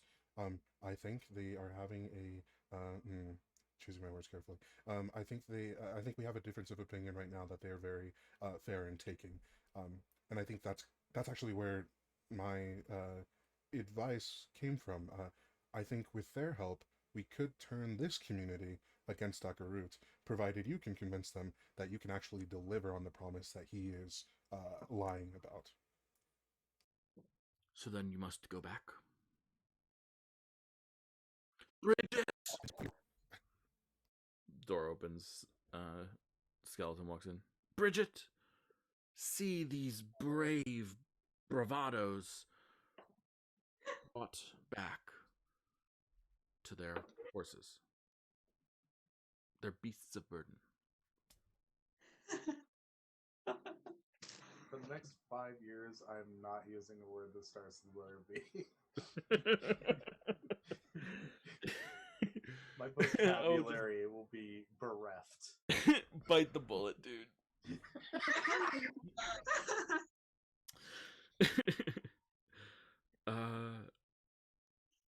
Bark when you are ready, and we will find a way to speak and communicate effectively. Hopefully it will not be on the battlefield that next we meet. Hopefully you will not betray me, and we will be able to bond together and generate some sort of energy beam that will destroy our enemies. I actually have a thought. which I need to ask out of character. Hmm. You know how we raided Adius's tent after, Yeah. And we stole most of his stuff. Hmm. And he had given me a sending stone at one point Hmm. that could connect to his sending stone. So True. surely You have we the would other side. have the other stone. Indeed, you. So can I give the other stone to Skeleton B? Of course. I don't know how it works, actually. You speak the command word, and then you speak through it. It's like a cell phone, where the command, Oh, cool. but it's like a walkie-talkie, really, because it only goes to one person. Does he have to like pick it up, or does it just go? No matter. He triggers it on his side. It like Okay. in our world, the way we've been running it is that it kind of like buzzes, and then you like, oh, someone's trying to get in touch with me, and then you have a psychic connection to them. Okay, cool. Yeah, I'll give him the other side. Picks it up. He's grateful.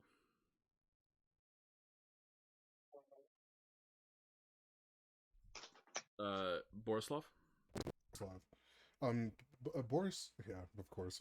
Borislav mentions something about a weapon. I don't actually recall giving one up or anything.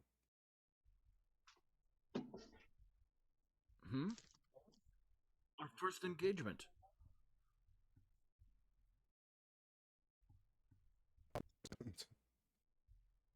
Oh, well, I was armed and you were not armed. Or vice versa.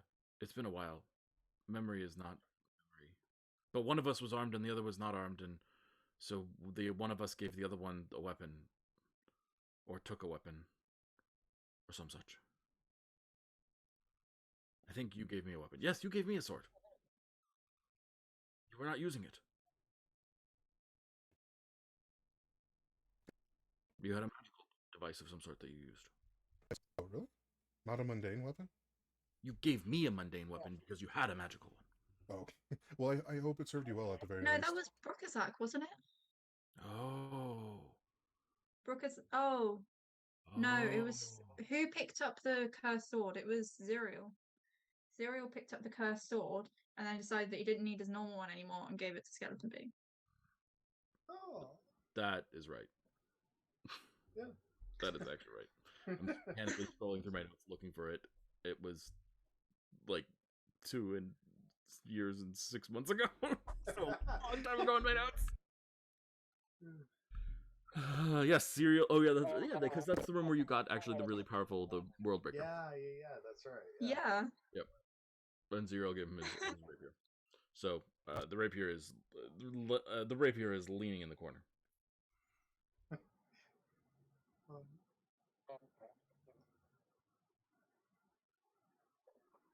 At any given time. I had no intent of. Also has more arms now. There is the blood of many foes upon it. I'd say above game. I'd gladly take it just for sentimental value. I will even label it in honor of this wonderful man. So, but that's just my opinion.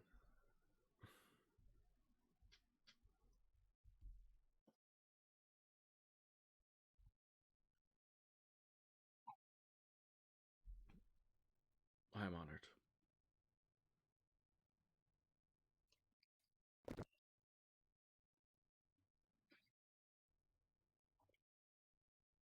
And he looks at you. Okay. And Bridget, like, I can't clear my throat because I don't have a throat to clear anymore, but,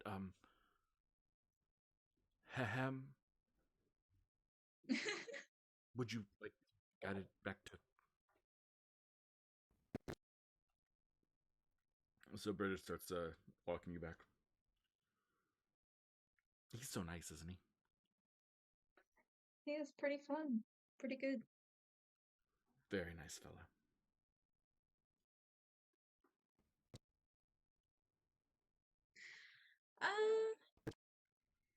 How long have you been undead? Oh, 6, 7 weeks. Did you choose to become undead? What do you mean?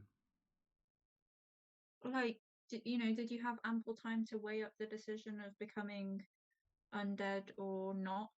And did you make that decision without any coercion?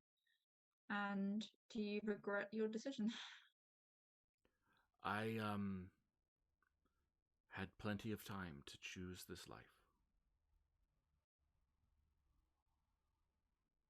But you don't like Akarut? No, he is bad. I do not like Were you, Akarut. were you turned by Akarut, or were you? Yes, I was turned by Akarut. You have no tie to him, though. No. Do you? Okay, good. Yeah. Would you like to roll an insight check on that? Yeah.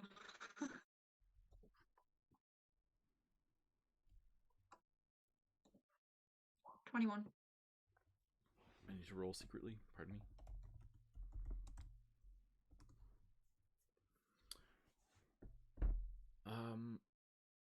There's a stiltedness in the way that she speaks, hesitation before some words. It is not present when you speak with Skeleton Bee.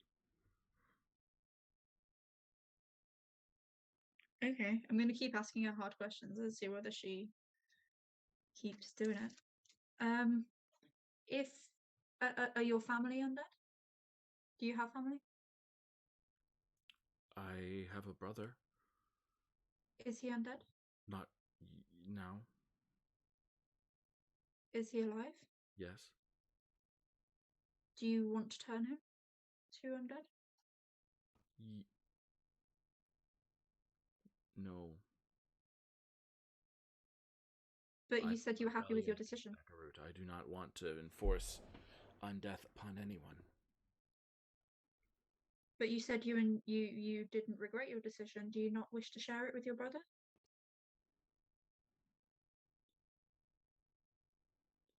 I am happy with my decision. It would be my brother's decision, I guess, or something. Do you still see him around? I have not seen him since I died. Does he know you're undead? No. Is she still doing that whole thing before? Okay. Not consistently. It's a little weird. It sort of depends a little bit on the question you ask. If you want to roll an intelligence saving throw for me. Yeah, do that. Anytime you ask a question that she thinks of that she would think of as being a moral question rather than a fact-based question, she seems to pause and then answer very quickly. Whereas anytime you ask her a fact-based question, she just answers. Okay.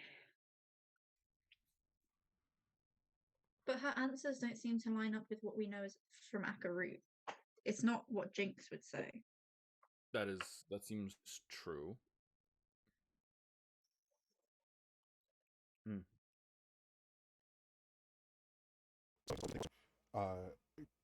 Looking at what somebody God, how do I put this? Looking at what the answer would be for somebody who does follow Akarut and saying the opposite, if that makes sense. Yeah, I mean, you got it. In a heartbeat, you got it. I don't want to, belabor this. Yeah.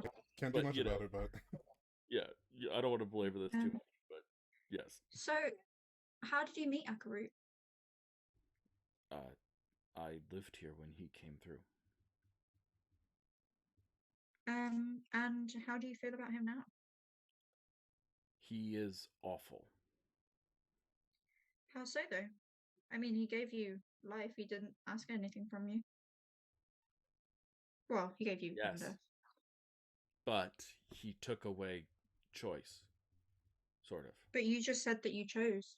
Yes, I did choose this. I mean, I chose, but I didn't choose. These are hard questions.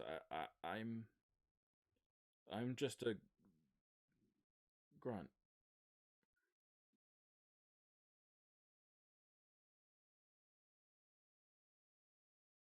Yes, 100%.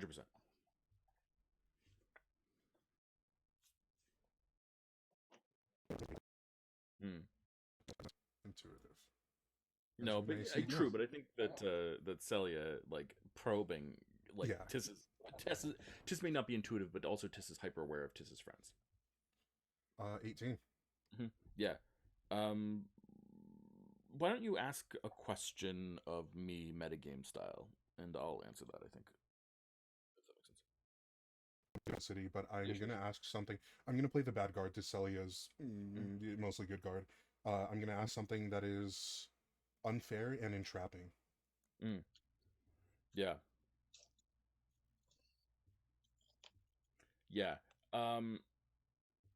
The skeleton Bridget starts giving the trapped answer, like just instinctively, and then like halfway through the second word swaps it to the correct answer. It's a little bit like if someone said not at the end of a sentence is a little bit what it feels like. Like it's almost like she says Akarut is the greatest. I mean not.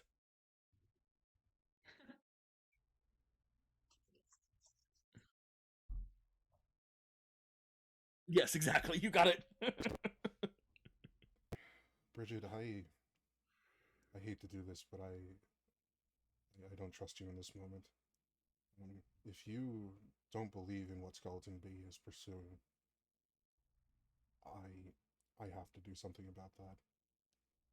But I want to give you a chance to change your mind and reevaluate your beliefs. I believe in Skeleton B. B is better than Akarut. But why? Why is B better than Akarut? Because Akarut is evil and B is good. But what have you seen that makes Akarut evil? If you truly believe that Akarut is evil, then surely there should be so many things that make him evil. I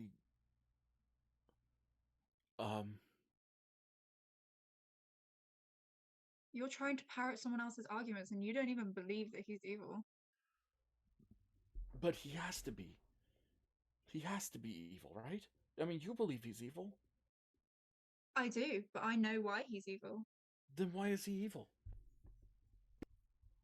You don't believe he is evil. But why is he evil? Tell me why he's evil. Tell me what he's doing wrong.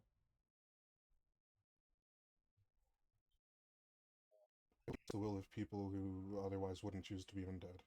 But they choose to be undead. We all chose it.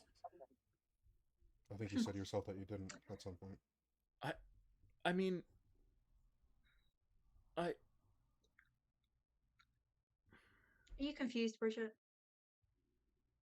I am definitely confused. Drop the lies. Because we know you were lying before. Do you truly believe Skeleton B? Or are you here on Akarut's behalf?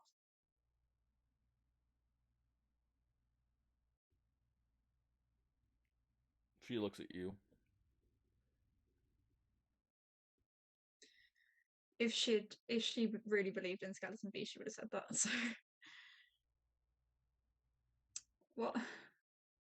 what ties you to Akarut now? She realizes that she's caught, and I need Celia to make a dexterity saving throw. She's gonna hit me. 8. That's a 13, still a failure. Immediately, her hands just shoot out, and bony fingers just grab your neck and start squeezing.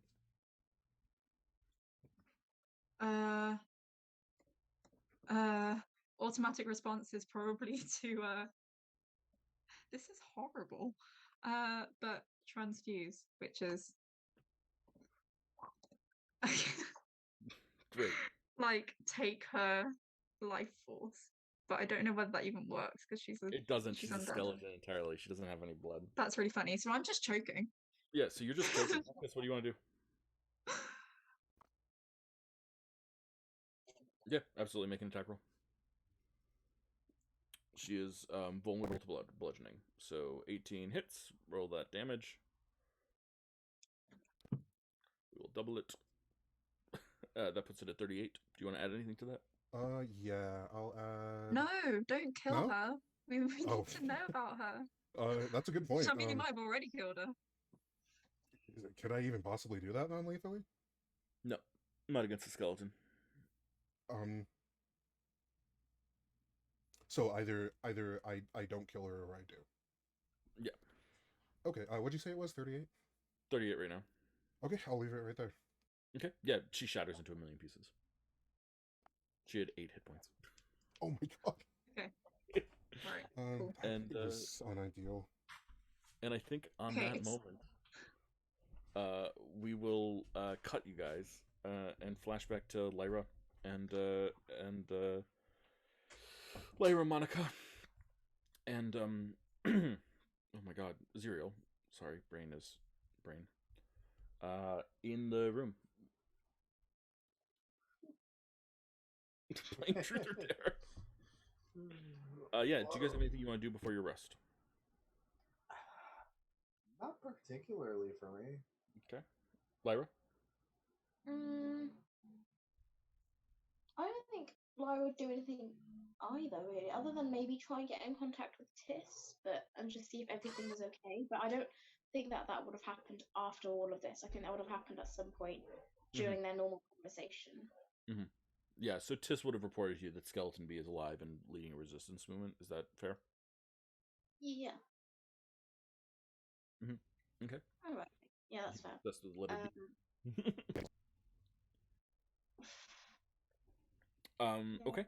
And then I think Lyra, Monica will knock on your door. Who is it? Monica. Come on in. She opens the door and comes on in. You kind of avoided the topic earlier, and I just thought I'd ask a little bit more about it. It's a little weird to meet a god. I mean, it's sort of a god. I wouldn't really put myself as a big god, or like an important god. So you're like a small god? Yeah, I'm like a mini one. I just have some powers, that's about it. Some powers, that's about it. But people worship you.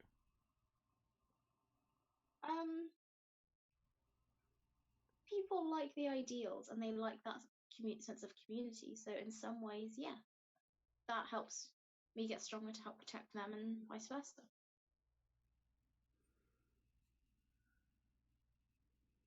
So do you treat this like godhood thing lightly? I don't take myself too seriously, but I also don't just treat it with a pinch of salt. Listen, we met this morning, so we don't really know each other super well. Mm-hmm. So this morning? Oh, it was yesterday morning. Whatever. We met yesterday morning, so we don't really know each other super well, but just a word of advice.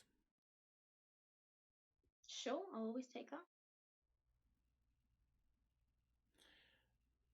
I've seen gods who didn't take their power seriously. It's like a defense mechanism almost against the power that they have. It hasn't really worked out well for them. In what way is it consumed them, or have they just not reached their full potential? It's led them to not be able to help when people pray to them for help. And then the people that they care about get hurt. In what ways do you know that they didn't take it seriously? In other words, do you know of anything I could actively do more? You need to start testing your powers. Start seeing what you can and cannot do. Start trying to figure out what it means to be a god. I'm not saying you have to work constantly to expand them, but it sucks if your supplicants pray to you and no one can save them, including you.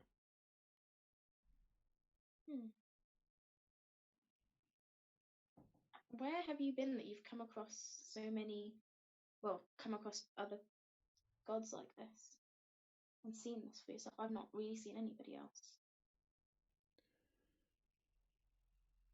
We had one in the Grand Accord.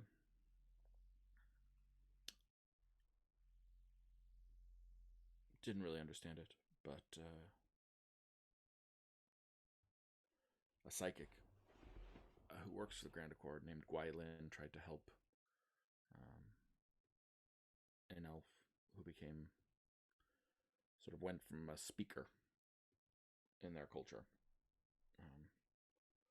to a deity, and problems ensued. What were the consequences?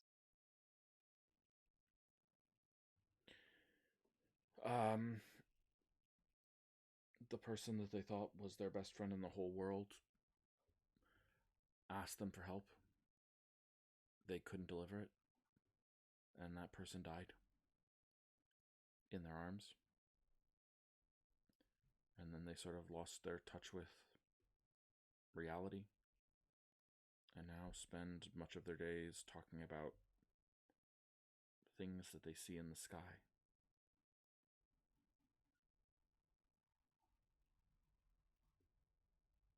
Have you ever wanted godlike powers for yourself to help others? No. I don't even want to meet my own god. Seems stressful. You know. Anyway, didn't want to just... And, like, what's my experience here? Obviously, I've seen it happen once, but I just... No, I still find it valuable. Thank you. Okay, I'll let you sleep. Have a good night. And I think with that, we will end our session.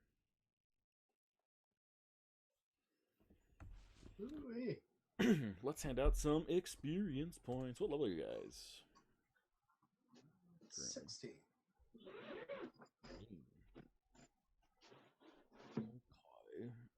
Okay. Where's my thing? There we go. And level 16. Jeez. Wow. Lots of... You are at the point now... Wait. I'm just curious. I need to check something out of curiosity. You are at the point now where the easiest tasks that you accomplish would level you halfway to level 4 if you were at level 1. Wow. Just saying. Which seems about right, actually, now that I think about it. Okay, what do we do today that we feel like we should be rewarded for? I think the biggest one, like, I think, like, this has been, like, I think intense moral conflict, both, like, internal and inter-party, is a big one. And, like, I think this is, like, the most divided I think the party has become in a good way. Yeah. So, like, I think that is a massive... Sounds good to me. I will give the maximum amount of experience points I can give. Anyone else?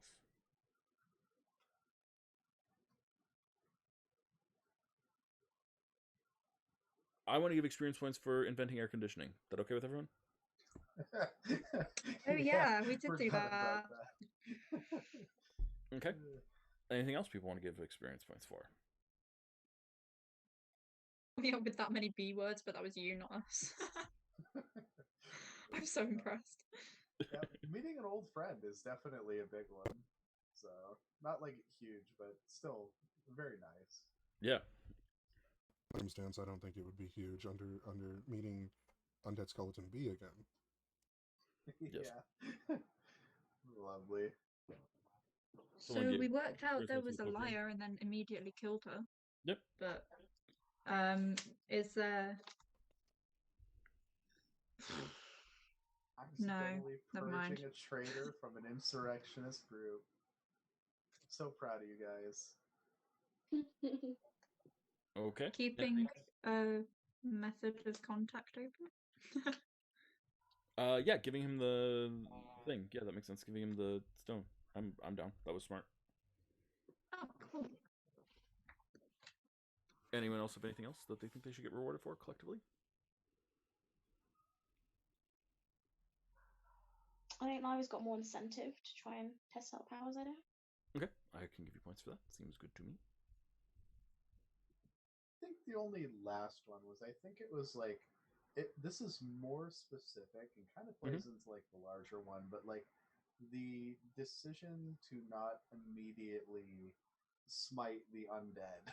I think that was a very small thing that kicked off a very large series of events that led to where we are now. Yeah, just in general, the whole moral conundrum about do we let these people live or die? Yeah.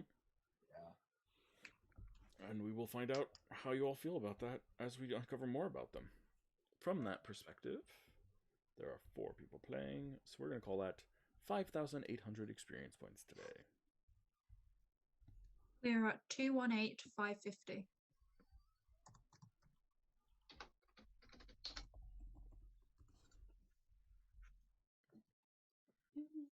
Nice. That puts you at almost exactly halfway to level 17. Very nice. Oh, we're Okay. approaching on 20. It feels so weird.